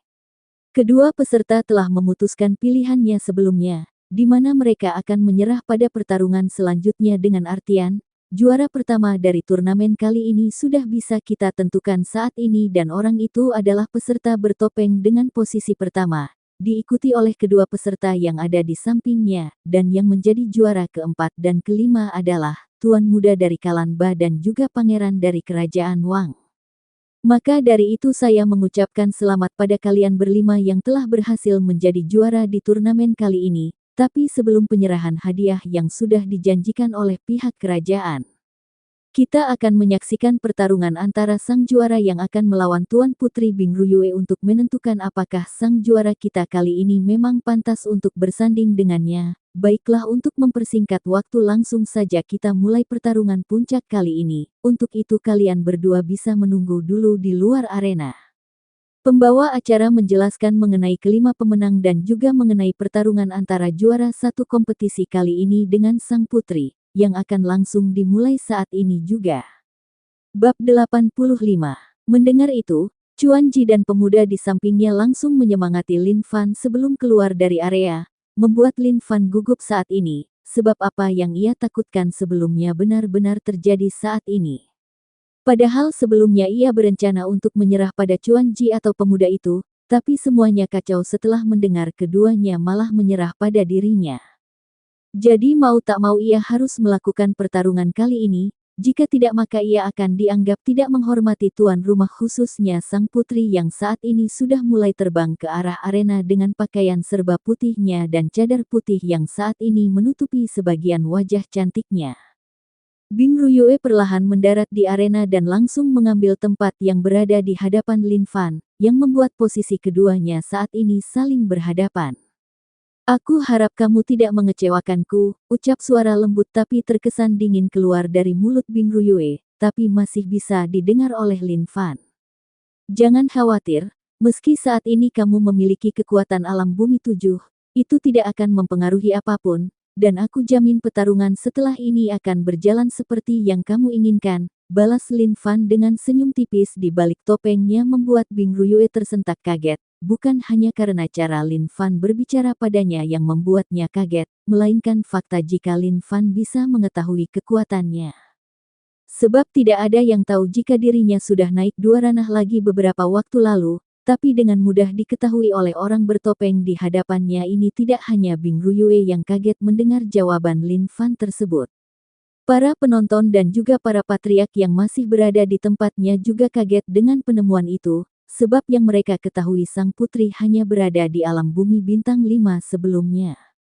Tapi meski begitu mereka bisa bernafas lega sekarang, apalagi Chuan Zhen ayah dari Chuan Ji, jika apa yang dikatakan oleh Lin Fan benar maka putranya akan dijadikan samsak pemukulan jika seandainya ia yang maju untuk melawan sang putri. Menarik, bahkan mereka para patriark sakte besar tidak mengetahui mengenai kekuatan asli dari Yuir, tapi anak itu dengan hanya sekali tatap langsung bisa mengetahuinya. Sepertinya kerajaan ini akan segera memiliki menantu, hahaha. Bing Tianzhen cukup bersemangat saat ini, setelah mendengar ucapan Lin Fan sebelumnya. Ia berharap jika pemuda itu benar-benar bisa mengalahkan cucunya itu, karena hanya dengan begitu cucunya bisa menemukan kandidat yang cocok untuk dijadikan suami, karena hanya orang yang bisa mengalahkannya lah yang berhak untuk itu, mengingat kejeniusan sang cucu sangatlah tinggi bahkan jauh di atas para jenius dari 4 kerajaan. Kakek, apakah kamu serius? Tanda tanya petik 2. Tanya permaisuri yang selama turnamen ini tidak membuka suaranya sama sekali. Akhirnya mau tak mau ia harus bersuara mengingat ini bersangkutan dengan masa depan putri kesayangannya. Kita lihat saja, tapi menurut perkiraanku, memang hanya dia yang cocok dengan cucuku itu, tapi itu pun jika dia memang benar-benar bisa menjinakkan cucuku yang dari dulu sudah terkenal dingin pada laki-laki itu. Hahaha, Bing Tianzhen tidak langsung menjawabnya melainkan hanya memberikan jawaban kasar saja saat ini. Tapi tak dipungkiri dari cara dirinya bicara, ada sesuatu harapan di sana dan itu bisa dirasakan oleh sang permaisuri dan juga Raja Bingzuan yang berada di sana. Kembali ke arena. Kau mengetahui kekuatan asli milikku, sejak kapan? Tanya Bing Ruyue penasaran, bahkan nada dingin sebelumnya sudah berkurang saat ia bertanya kali ini, tidak seperti sebelumnya. Bisa dibilang lumayan lama, tapi waktu itu aku tidak terlalu menganggap hal itu serius karena aku mengira kamu bukan orang itu. Tapi setelah kita berada di arena yang sama saat ini membuatku yakin jika orang itu adalah kamu, kakak Yuyue, jawab Lin Fan jujur, karena ia sebelumnya memang tidak terlalu memperhatikan aura Bing Ruyue, tapi setelah ia berada tak jauh darinya ia bisa merasakan aura familiar dari seseorang yang pernah ia temui sebelumnya, yaitu sosok berpakaian tertutup yang sangat dekat dengan kedua adik kecilnya. Dek, panggilan itu, dari mana dia bisa mengetahuinya? Apakah mungkin? Tidak, aku tidak percaya bahwa orang ini adalah orang yang sama dengan seseorang yang dipanggil kakak oleh kedua adikku itu. Bing Ruyue langsung menegang tubuhnya saat mendengar panggilan tersebut, karena hanya ada 2 orang yang memanggilnya dengan sebutan itu. 2 orang itu adalah 2 bocah yang selalu menjadi alasan untuk dirinya keluar dari istana selama setahun ini. Kamu, apakah kamu orang itu? Tanya Bing Ruyue dengan gugup dan penasaran pada Lin Fan. Benar, aku adalah kakak yang dimaksud oleh kedua bocah kecil itu.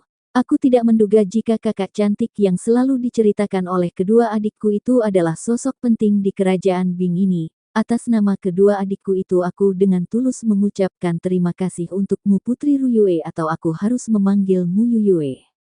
Tanda tanya petik 2. Lin Fan membungkukkan sedikit tubuhnya dengan tulus ke arah Bing Ruyue, tapi meski begitu sifat nakalnya tidak bisa lepas darinya, membuat pipi putih Putri Bing Ruyue bersemu merah akibat cara dia memanggil sebelumnya. Jangan berbicara sembarangan, panggil aku Putri Ruyue, karena kita tidak sedekat itu. Bing Ruyue terkesan protes dan tidak terima di nadanya saat ini tapi tidak dipungkiri saat ini jika pipinya sudah bersemu merah tanpa bisa ia tutupi meski ada kain putih yang menutupi sebagian wajah cantiknya saat ini.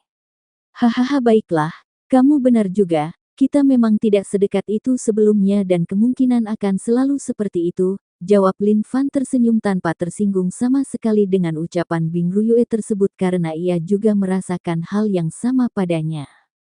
Tapi yang ia tidak ketahui saat ini, akibat ucapannya itu, sosok cantik di hadapannya itu merasa tidak nyaman akan hal itu, entah apa sebabnya. Yang jelas ia seakan tidak mau jika hubungan keduanya akan terus seperti orang lain yang tanpa ada kedekatan sedikit pun. Tapi ia seorang putri saat ini, tidak mungkin ia akan mengatakan itu secara terang-terangan saat ini, apalagi dari nada bicara lawan bicaranya sebelumnya. Ia sama sekali tidak menemukan ketertarikan apapun pada sosoknya, padahal jika itu orang lain, maka sudah pasti orang itu akan dengan semangat menjilatnya dan membombardirnya dengan sejuta kata-kata manis. Tapi untuk pemuda bertopeng di hadapannya ini, ia tidak menemukan itu semua di dirinya.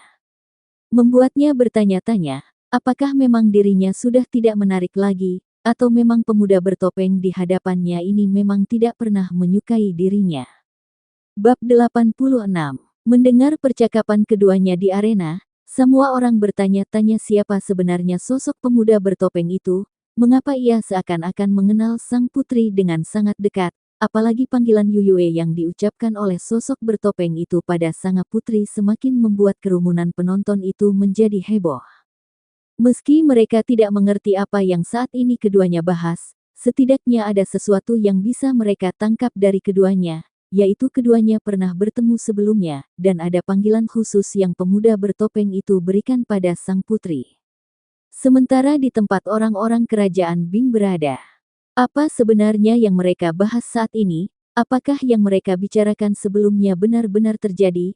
Jika memang itu benar, lalu kapan putriku itu keluar dari kerajaan? Bukankah selama ini ia hanya fokus dengan kultivasinya? Benar-benar informasi yang mengejutkan. Sepertinya setelah ini aku harus berbicara padanya, ucap Permaisuri Bing, yang nampak sangat penasaran dengan apa yang dibicarakan oleh anaknya itu. Kesampingkan dulu masalah itu, sebaiknya kita saksikan pertarungan putri kita sebentar lagi, karena kemungkinan ini akan menjadi pertarungan yang cukup serius mengingat pemuda bertopeng itu sangatlah misterius kekuatannya. Raja Bingzuan yang mendengar ucapan sang istri sebenarnya juga penasaran dengan itu, tapi ia tidak terlalu memikirkannya untuk saat ini karena ada yang lebih penting untuk ia perhatikan saat ini, yaitu pertarungan putrinya. Kembali ke arena. Gong. Suara gong terdengar yang menandakan jika pertarungan itu sudah dimulai. Terlihat di arena Bing Ruyue sudah mengeluarkan pedang putih miliknya, yang merupakan pedang tingkat surgawi yang mendekati tingkat suci. Itu adalah senjata tingkat tinggi yang bahkan raja dari kerajaan lain pun tidak memilikinya. Lalu mengapa Bing Ruyue bisa memilikinya? Dari mana ia bisa mendapatkan pedang itu? Sementara Lin Fan yang melihat senjata milik Bing Ruyue sedikit kagum di matanya, tapi hanya sesaat, karena di matanya meski pedang itu merupakan pedang tingkat tinggi itu tidak ada apa-apanya jika dibandingkan dengan pedang naga hitam miliknya itu. Rupanya kamu sangat serius untuk menghadapiku ya, sampai-sampai kamu mengeluarkan senjata yang sangat menakutkan seperti itu, tapi itu tidak akan mempengaruhi apapun, ayo maju. Lin Fan juga mengeluarkan senjata pedang naga hitam miliknya, tapi ia tidak melepaskan sarungnya. Alhasil pedangnya hanya terlihat seperti pedang biasa, tapi bagi yang memiliki penglihatan bagus mengenai senjata maka mereka akan mengetahui sekuat dan semenakutkan apa senjata tersebut jika sampai terbuka dari sarungnya. Mendengar ucapan santai dari Lin Fan yang seakan-akan tidak menganggap serius pedang kesayangannya itu, Bing Ruyue tidak menanggapinya tapi langsung bergerak dengan kecepatan tinggi dengan pedangnya menyerang ke arah Lin Fan. Wush! Treng! Seriuslah! Karena jika mau main-main maka kedua adikku itu akan kecewa padaku jika sampai kakak kesayangannya aku lukai. Ucap Bing Ruyue setelah melayangkan tebasan pedang ke arah Lin Fan, yang bisa ditahan oleh Lin Fan dengan gerakan yang terkesan malas, membuat Bing Ruyue mengira jika Lin Fan saat ini tidak serius menghadapinya. Padahal sebaliknya, ia justru sangat bersemangat kali ini, karena selama ia terbangun di dunia ini, ia belum pernah bertarung dengan pengguna pedang yang sekuat Bing Ruyue, yang akhirnya membuat Lin Fan terkejut sebelumnya hingga gerakannya saat menangkis serangan itu terkesan seperti orang malas padahal yang terjadi sesungguhnya ia saat itu terkejut dengan kecepatan tebasan pedang tersebut. Kamu tidak usah mengkhawatirkanku, kedua adikku itu tidak akan marah jika kakaknya ini terluka saat ini, justru kamu harus berhati-hati setelah ini. Karena jika sampai kamu terluka maka aku tidak tahu harus menjelaskannya bagaimana pada kedua bocah itu saat keduanya mengetahui jika aku melukaimu. Jawab Lin Fan tenang, menatap ke arah Bing Ruyue yang nampaknya memang benar-benar serius saat ini, maka ia pun memutuskan untuk serius juga kali ini. Baik, kamu sudah mengatakan itu maka bersiaplah, jurus pedang teratai salju. Gerakan pertama, badai teratai salju. Bing Ruyue mengeksekusi salah satu jurusnya memunculkan kabut putih yang menjadikan arena itu suhunya turun secara drastis. Dan memunculkan ribuan kelopak teratai berwarna putih yang membeku dari langit, yang dihasilkan oleh ledakan ki yang ia salurkan pada pedang putih miliknya. Kelopak-kelopak teratai beku itu jatuh menghujani arena membuat tempat itu hanya dalam waktu singkat membeku dengan tumpukan salju di mana-mana akibat jatuhnya kelopak-kelopak teratai tersebut.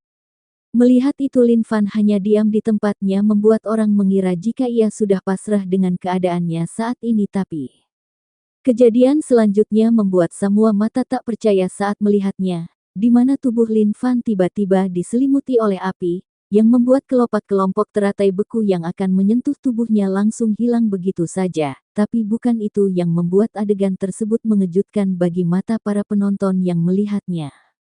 Karena api yang mengelilingi tubuh Lin Fan saat ini bukankah api pada umumnya yang berwarna merah atau orange, melainkan berwarna hitam yang membuat penampilan Lin Fan saat ini sangat mengagumkan sekaligus menakutkan secara bersamaan, dengan pakaian serba hitam dan juga topeng hitam menutupi wajahnya saat ini. Sosoknya yang dikelilingi api hitam sangat mengejutkan semua orang, khususnya Bing Ruyue yang berada paling dekat dengannya saat ini. Ayo mulai putri, tunjukkan padaku semua kekuatan yang kamu memiliki. Jangan menahannya karena akan sangat membosankan jika sampai kamu kalah secepat itu.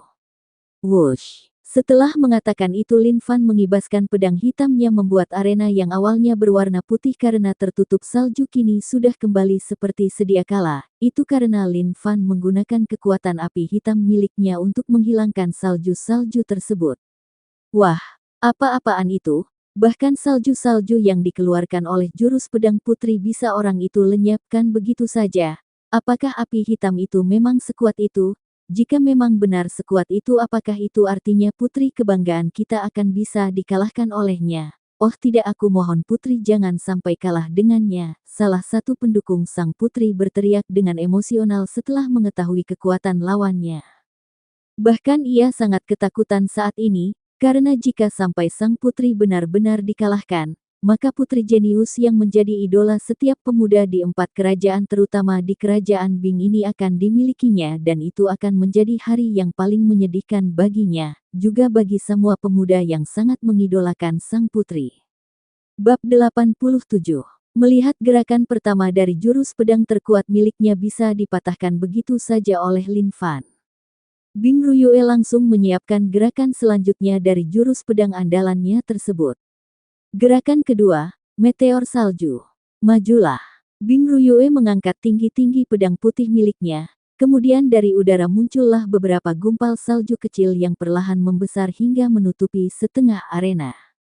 Terlihat bola-bola salju berukuran besar tersebut langsung melesat ke arah Lin Fan satu persatu setelah ukurannya membesar dengan sempurna. Melihat itu Lin Fan juga tidak mau kalah, ia juga mengangkat tangan kanannya ke udara yang kemudian muncullah kejadian yang serupa dengan apa yang dilakukan oleh Bing Ruyue sebelumnya, hanya bedanya bola-bola yang membesar di atas kepala Lin Fan saat ini terbuat dari api merah menyala dengan sedikit warna hitam di sekelilingnya. Maju, maju, teriak keduanya bersamaan. Whoosh! Boom! Bola-bola api dan bola-bola salju berukuran besar tersebut melesat dengan kecepatan tinggi, yang kemudian menciptakan dentuman yang memekikkan telinga. Terlihat kedua jurus tersebut bertabrakan di udara di antara keduanya, hingga membuat retak formasi pelindung arena. Sementara di arena kini tidak bisa dilihat apa yang terjadi di sana setelah ledakan sebelumnya, karena saat ini area sudah tertutup sepenuhnya oleh kabut putih akibat ledakan sebelumnya. Semua mata kini memfokuskan penglihatannya dengan tajam ke arah arena untuk mengetahui hasil dari pertempuran sebelumnya. Membutuhkan kira-kira sampai 5 menit hingga arena itu bisa terlihat meskipun itu masih samar-samar di sana hanya terlihat satu bayangan tubuh yang masih berdiri di sana, sementara sosok yang lainnya tidak diketahui kemana perginya.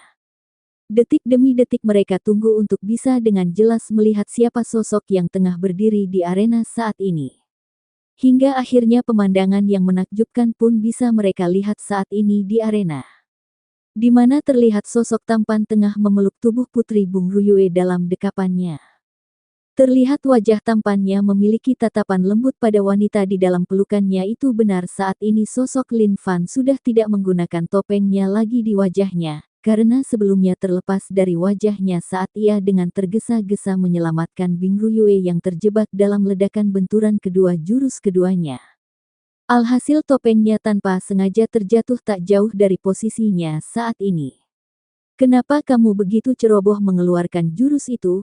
Bukankah tubuhmu masih belum bisa mengontrol kekuatan jurus tersebut? Lalu mengapa kamu masih dengan keras kepalanya mengeluarkan jurus tersebut? Lihat apa yang terjadi sekarang. Beruntung aku bisa menyelamatkanmu tepat waktu. Jika tidak kamu bisa celaka di sana. Benar-benar gadis bodoh. Lin Fan tak bisa menahan dirinya untuk tidak mengomeli gadis yang tengah meringkuk di dalam pelukannya ini. Sebelumnya ia tidak memperhatikan hal tersebut, tapi saat ia melepaskan jurus tersebut ia melihat tubuh Bing Ruyue tidak bergerak di tempatnya akibat terkurasnya energi miliknya karena menggunakan jurus sebelumnya. Karena kekuatannya yang masihlah sangat rendah itu, maka jurus tersebut terlalu banyak membebani tubuhnya hingga ia sangat lemah seperti ini. Beruntung ia segera mengetahui kondisi tersebut jika tidak entah apa yang akan terjadi pada gadis tersebut. Bing Ruyue yang berada di pelukannya tidak menjawab sama sekali ucapan Lin Fan, karena ia terlalu lelah saat ini dan juga ia saat ini masih linglung akibat terpesona dengan wajah tampan Lin Fan, tapi kemudian mulut kecilnya bergerak untuk mengatakan sesuatu pada Lin Fan. Maaf, aku tidak akan mengulanginya, terima kasih. Setelah mengatakan itu, Bing Ruyue memejamkan matanya tertidur di pelukan Lin Fan. Melihat itu Lin Fan ingin mengatakan sesuatu padanya tapi Bing Ruyue langsung tertidur begitu saja membuat Lin Fan sedikit tidak nyaman dengan kondisinya saat ini, sebab keduanya saat ini tengah menjadi tontonan ratusan ribu pasang mata, apalagi saat ini penutup wajahnya sudah terlepas, sementara kedua tangannya saat ini tidak bisa digunakan untuk mengambilnya karena ia saat ini tengah memeluk gadis yang tengah tertidur lelap di pelukannya saat ini. Anak muda, tolong bawa Yuir ke tempat kami, agar kami bisa mengobatinya, ucap suara tiba-tiba memecah keheningan saat itu yang merupakan suara dari leluhur Bing Tianzhen yang nampak tersenyum ke arah Lin Fan. Melihat itu, Lin Fan tidak menunda lagi, karena ini adalah jalan satu-satunya bagi dirinya lolos dari tatapan aneh para penonton yang seakan-akan ingin menerkamnya itu. Whoosh! Lin Fan melayang di udara membawa tubuh Bing Ruyue. Saat ia mendekati formasi pelindung arena, dengan tangan kirinya ia menyentuh formasi tersebut kemudian secara mengejutkan tercipta pintu seukuran dirinya. Dan ia pun keluar dari arena dengan mudah melewati formasi tersebut di bawah tatapan terkejut pembawa acara yang tak jauh dari posisinya dan juga ratusan ribu pasang mata yang mengikuti kemana dirinya pergi. Tapi sebelum pergi ia sempat menoleh ke arah pembawa acara tersebut untuk mengatakan sesuatu. Tetua, tolong bawakan topeng milikku yang masih ada di arena, karena saat ini aku tidak bisa membawanya, ucap Lin Fan sopan, meminta untuk dibawakan topengnya pada pembawa acara tersebut, karena ia tidak mungkin kembali lagi ke sana setelah apa yang terjadi sebelumnya. Tuan muda, tenang saja, yang tua ini akan membawakan topeng Anda segera, ucap pembawa acara itu gugup, bahkan ia memanggil Lin Fan dengan sebutan tuan muda saat ini. Karena intuisinya mengatakan jika sosok tampan tersebut memiliki hubung khusus dengan sang putri, apalagi melihat dari apa yang terjadi sebelumnya dan satu lagi yang paling penting pemuda tampan itu berhasil mengalahkan sang putri yang menandakan jika sebentar lagi dirinya akan resmi diperkenalkan sebagai menantu kerajaan Bing ini yang secara otomatis akan menjadi orang yang harus dan wajib ia hormati.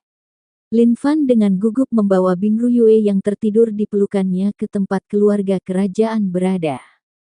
Saat posisinya sudah dekat dengan mereka, Lin Fan bisa merasakan tatapan mereka padanya mengandung berbagi arti, yang membuat Lin Fan tidak berdaya dengan keadaannya itu.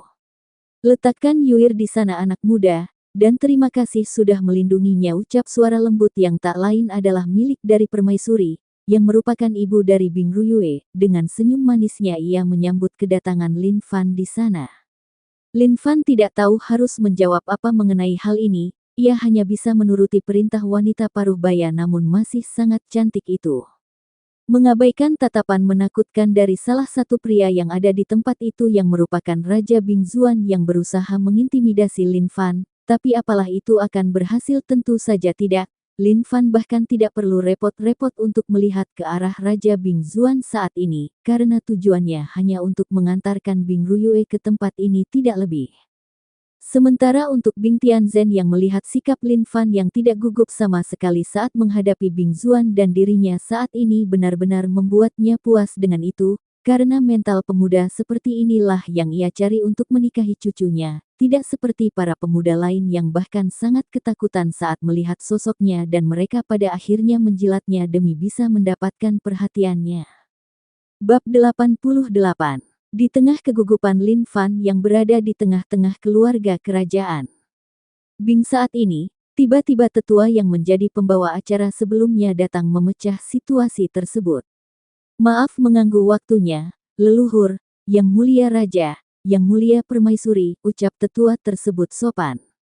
Ada apa? Apakah ada keributan yang tidak bisa kamu selesaikan di sana?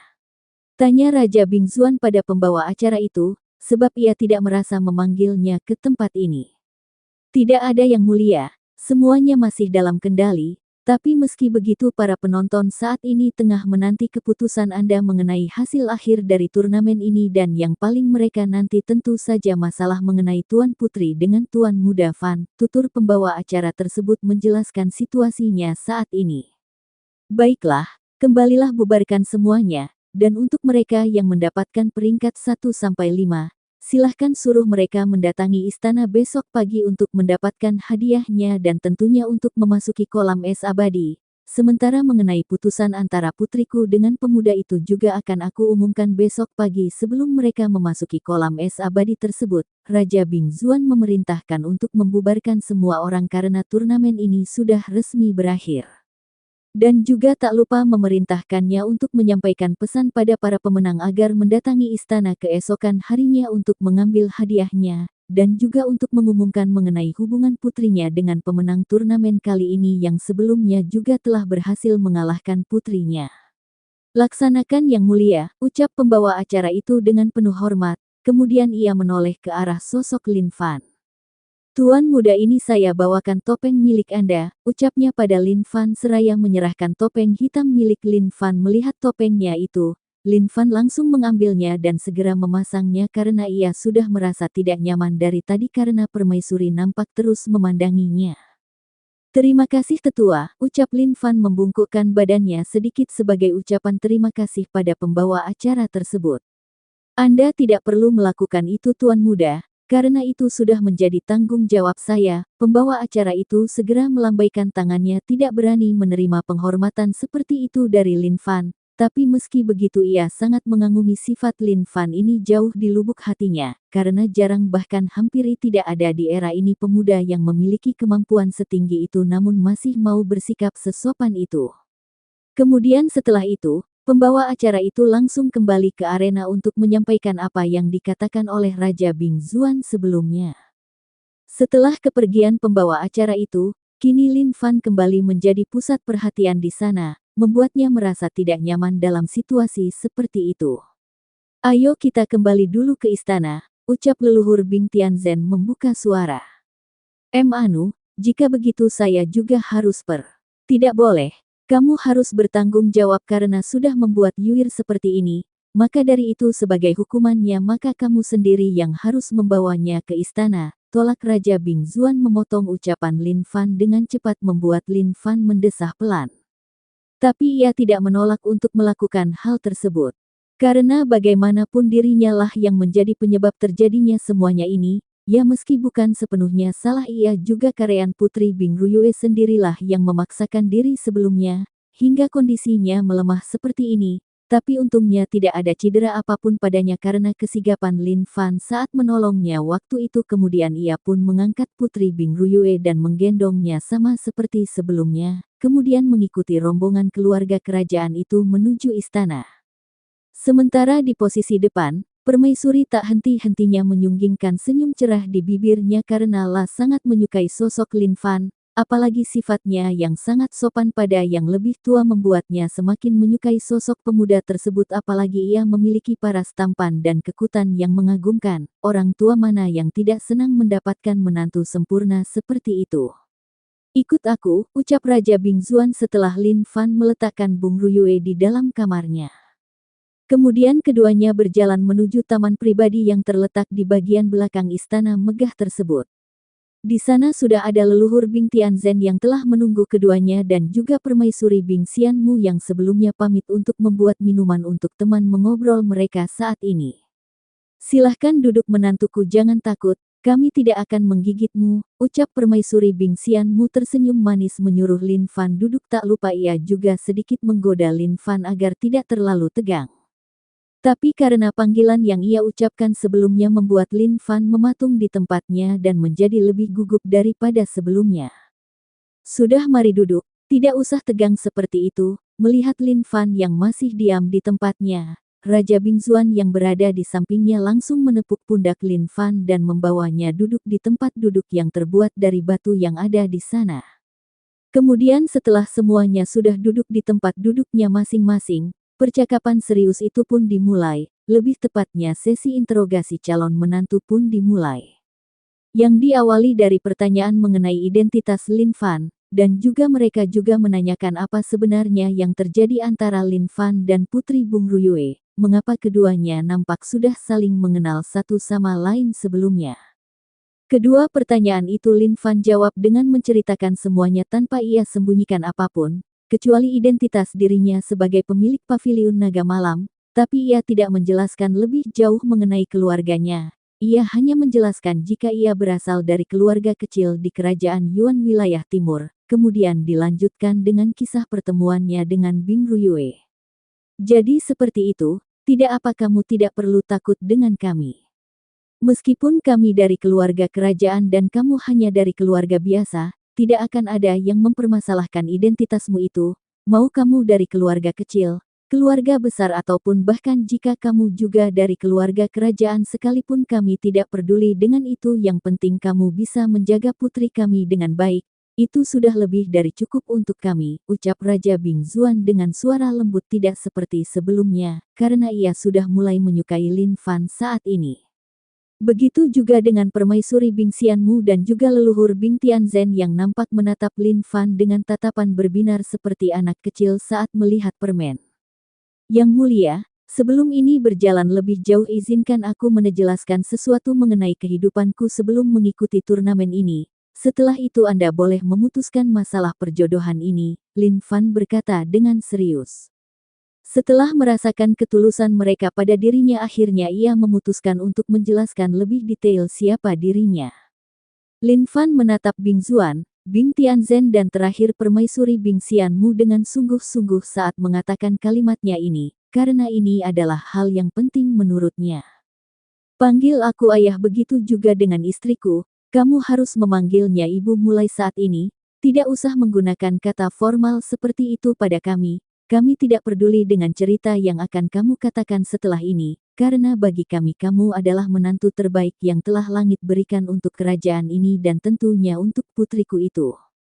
Raja Bingzuan tidak begitu peduli dengan apa yang ingin Lin Fan katakan nanti, karena baginya sosok Lin Fan sudah sangat pas dan cocok untuk menjadi menantunya dan itu juga disetujui oleh sang istri, begitu juga dengan leluhur Bing Tianzhen yang juga ada di sana saat ini.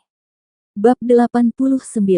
Mendengar permintaan Raja Bing itu, awalnya Lin Fan ragu-ragu, tapi setelah melihat tatapan memohon dari permaisuri padanya, ia akhirnya menyetujui itu. Baiklah, ayah, ibu dan juga kakek, izinkan aku menceritakan kisahku terlebih dahulu yang mungkin akan membuat kalian akan memutuskan rencana perjodohan ini setelah mendengarnya, tapi itu tidak apa bagiku. Selama aku bisa jujur dengan itu, aku tidak keberatan sama sekali daripada aku harus membohongi kalian dengan tidak menjelaskan ini di awal. Lin Fan menegakkan tubuhnya kemudian mengembuskan nafasnya beberapa kali sebelum memulai ceritanya. Sementara untuk ketiga orang yang mendengar ucapan Lin Fan itu dibuat deg-degan saat ini sebab mereka takut apa yang akan Lin Fan katakan setelah ini benar-benar merusak kesepakatan sebelumnya, apalagi setelah mendengar nada bicara Lin Fan yang terdengar sangat serius itu. Meski awalnya Raja Bingzuan sudah mengatakan tidak akan mengubah keputusannya pada Lin Fan, tapi setelah mendengar keseriusan Lin Fan itu, mau tak mau ia was-was juga saat ini. Kemudian Lin Fan memulai ceritanya yang diawali ketika kedua orang tuanya menolong rombongan kerajaan Yuan belasan tahun lalu yang saat itu membawa putri kecil kerajaan Yuan itu sendiri hingga kemudian kedua orang tuanya menjadi bagian dari kerajaan itu. Kemudian cerita dilanjutkan saat dirinya dan kedua orang tuanya kembali bertemu dengan rombongan kerajaan Yuan setelah berpisah belasan tahun setelah kejadian sebelumnya.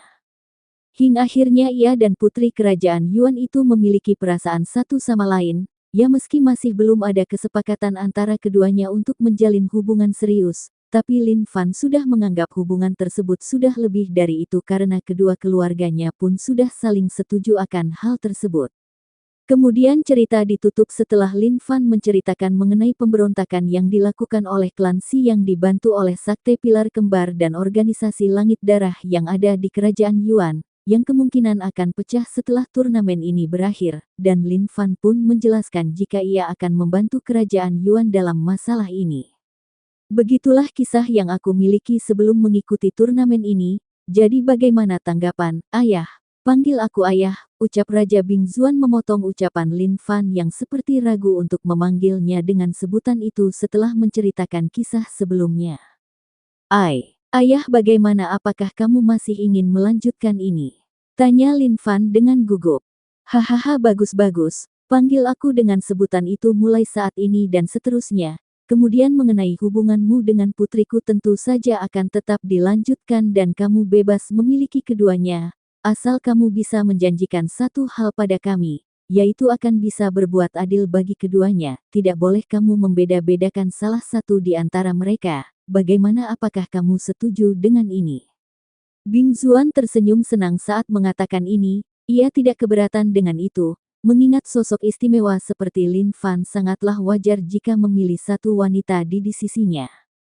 Benar apa yang dikatakan suamiku itu. Kamu akan tetap menjadi menantu kami apalagi kami bisa melihat jika kamu sangat perhatian pada putri kecil kami itu sebelumnya.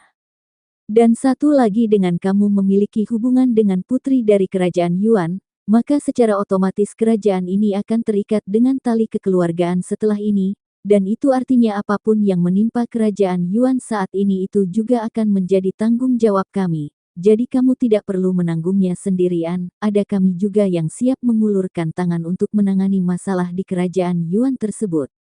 Permaisuri Bingxianmu tersenyum sangat lembut saat mengatakan itu pada Lin Fan, juga ia menyinggung masalah yang terjadi di kerajaan Yuan saat ini untuk membuat Lin Fan tidak mengkhawatirkan apapun mengenai masalah itu karena akan ada kerajaan Bing yang akan mendukungnya.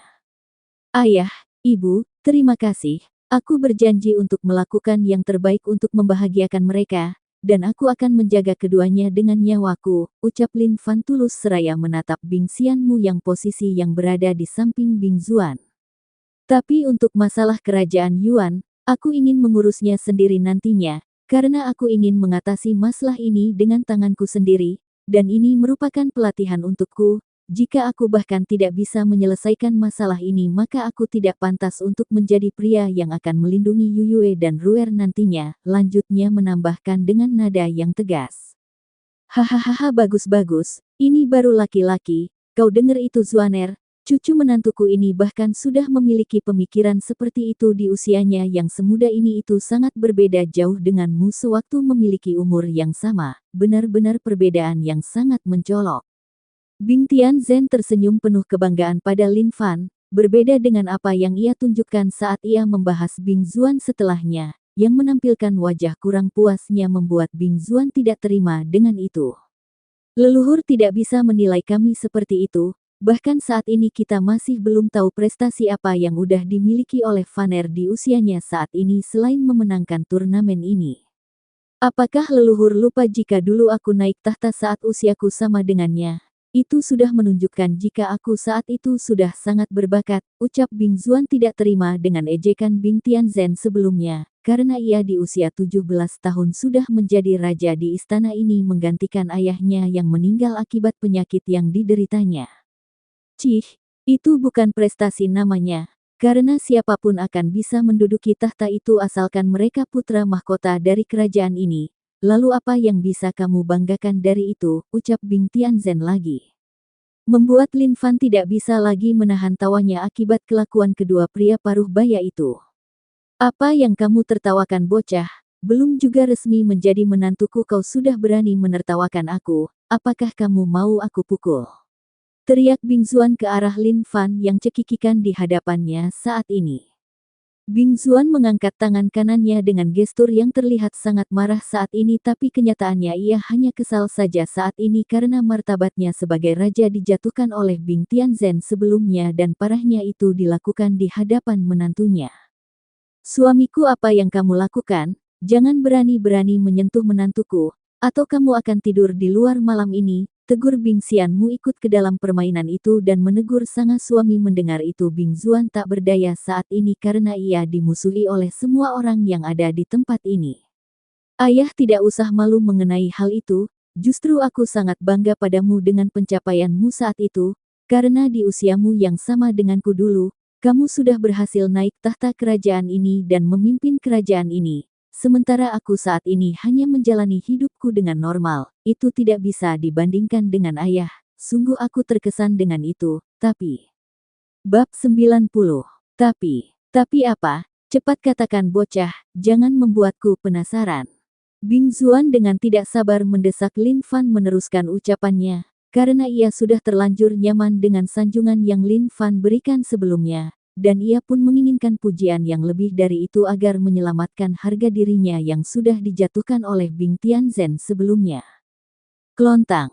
Lin Fan tidak meneruskan ucapannya itu, melainkan menjatuhkan sesuatu di meja membuat Bing Zuan, Bing Tianzhen dan juga Bing Xianmu penasaran dengan benda yang dijatuhkan oleh Lin Fan tersebut. Dengan cepat Bing Zuan mengambilnya dan apa yang ia dapatkan saat mengambil barang tersebut langsung menghantam kesombongannya sebelumnya, karena benda yang ada di tangannya itu adalah lencana khusus yang hanya dimiliki oleh seseorang yang memiliki kedudukan penting di suatu organisasi ataupun kelompok tertentu.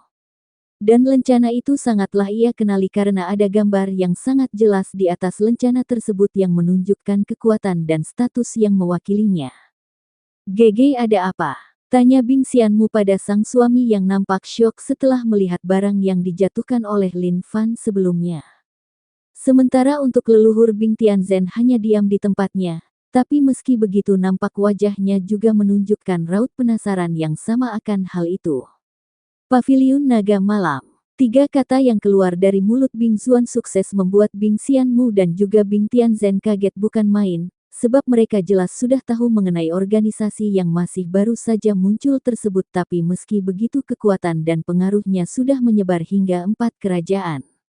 "Apa maksudmu dengan itu, Zuaner? Cepat jelaskan pada kami," ucap Bing Tianzhen pada Bing Zuan dengan tidak sabar. "Bocah nakal di depan kita ini adalah orang misterius yang menjadi pemilik paviliun tersebut, dan benda yang aku ambil sebelumnya adalah lencana identitasnya di paviliun itu," jawab Bing Zuan dengan wajah ditekuk. Ada sedikit ketidakrelaan di wajahnya saat mengatakan itu, karena baru saja ia merasa menang dari Lin Fan dengan pencapaiannya waktu usia 17 tahun. Tapi kini malah harus menerima fakta yang sangat menggoncang harga dirinya sekali lagi. Sungguh di luar dugaan, ternyata sosok menantunya yang ia pikir hanyalah pemuda jenius sebelumnya, kini menjelma menjadi monster yang menakutkan sekaligus menakjubkan yang belum pernah ia temui sepanjang hidupnya. Hening. Tidak ada tanggapan dari Bing Tianzhen dan juga Bing Xianmu setelah mendengar apa yang diucapkan oleh Bing Zuan sebelumnya.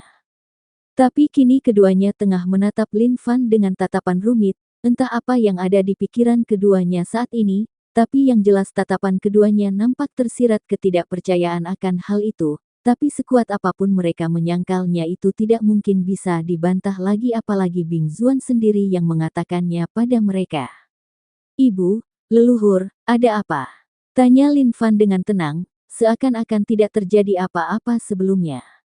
"Menantuku sayang, apakah yang dikatakan oleh suamiku itu benar?" tanya Bing Xianmu dengan penasaran yang memenuhi dirinya saat ini. "Tidak, Bu." Lin Fan menggelengkan kepalanya membuat ketiga orang yang mendengar itu kaget, terutama Bing Zuan yang sudah memastikan langsung lencana yang ada di tangannya itu. Lalu mengapa bocah ini menyangkalnya? Dengan keras ia berusaha mencari tahu sebenarnya apa yang direncanakan oleh menantunya ini, tapi sekuat apapun ia berusaha tidak ada alasan yang masuk akal dengan itu yang bisa ia temukan saat ini. Melihat wajah kaget ketiga orang di hadapannya itu, Lin Fan semakin tidak bisa menahan mulutnya untuk tidak tertawa saat ini. Tapi sebelum salah satu dari ketiganya buka suara, Lin Fan langsung angkat suara sekali lagi. Maksudku tidak hanya itu saja identitas yang aku miliki di pavilion itu, melainkan juga sebagai alkemis tingkat 6 atau alkemis tingkat guru akhir. Duar. Saat kata-kata itu sampai di telinga ketiganya, telinga mereka bertiga langsung berdengung dengan keras, seperti dihantam oleh ribuan petir, apalagi untuk Bing Zuan yang sempat dibandingkan dengan Lin Fan sebelumnya. Saat ini ia tengah menatap Lin Fan dengan tatapan sangat rumit. Hahaha. Bagus, sangat bagus. Kamu mengejutkan orang tua ini, Vaner. Apakah masih ada lagi rahasia yang kamu simpan selain ini? Teriak Bing Tianzhen dengan bahagia setelah kembali dari keterkejutannya sambil menatap sosok Lin Fan yang berada di depannya dengan semangat yang berapi-api, karena membayangkan masa depan cerah yang akan dibawa Lin Fan ke kerajaan ini nantinya. Bagaimana ayah? Apakah ayah paham sekarang betapa baiknya calon menantumu ini? Dengan semua itu, apakah aku sudah layak dibandingkan dengan masa muda yang ayah miliki? Ucap Lin Fan sambil menatap Bing Zuan. Lin Fan tersenyum saat mengatakan itu, tapi bagi Bing Zuan itu seperti tikaman ribuan anak panah beracun yang tepat mengenai titik kesombongan miliknya sebelumnya. Bing Zuan tidak tahu harus membalas bagaimana pertanyaan ejekan dari menantunya itu. Cukup lama ia diam hingga akhirnya ujung matanya menangkap sesosok gadis cantik tengah berdiri tak jauh dari sana. Ya, sosok tersebut adalah Bing Ruyue yang sudah bangun dari tidurnya beberapa waktu yang lalu. Dan ia cukup lama mendengar perbincangan keempatnya membuat pipinya bersemu merah, apalagi setelah mendengar panggilan akrab Lin Fan pada kedua orang tuanya itu. Putriku, kemarilah, ucap Bing Zuan dengan senyum di wajahnya.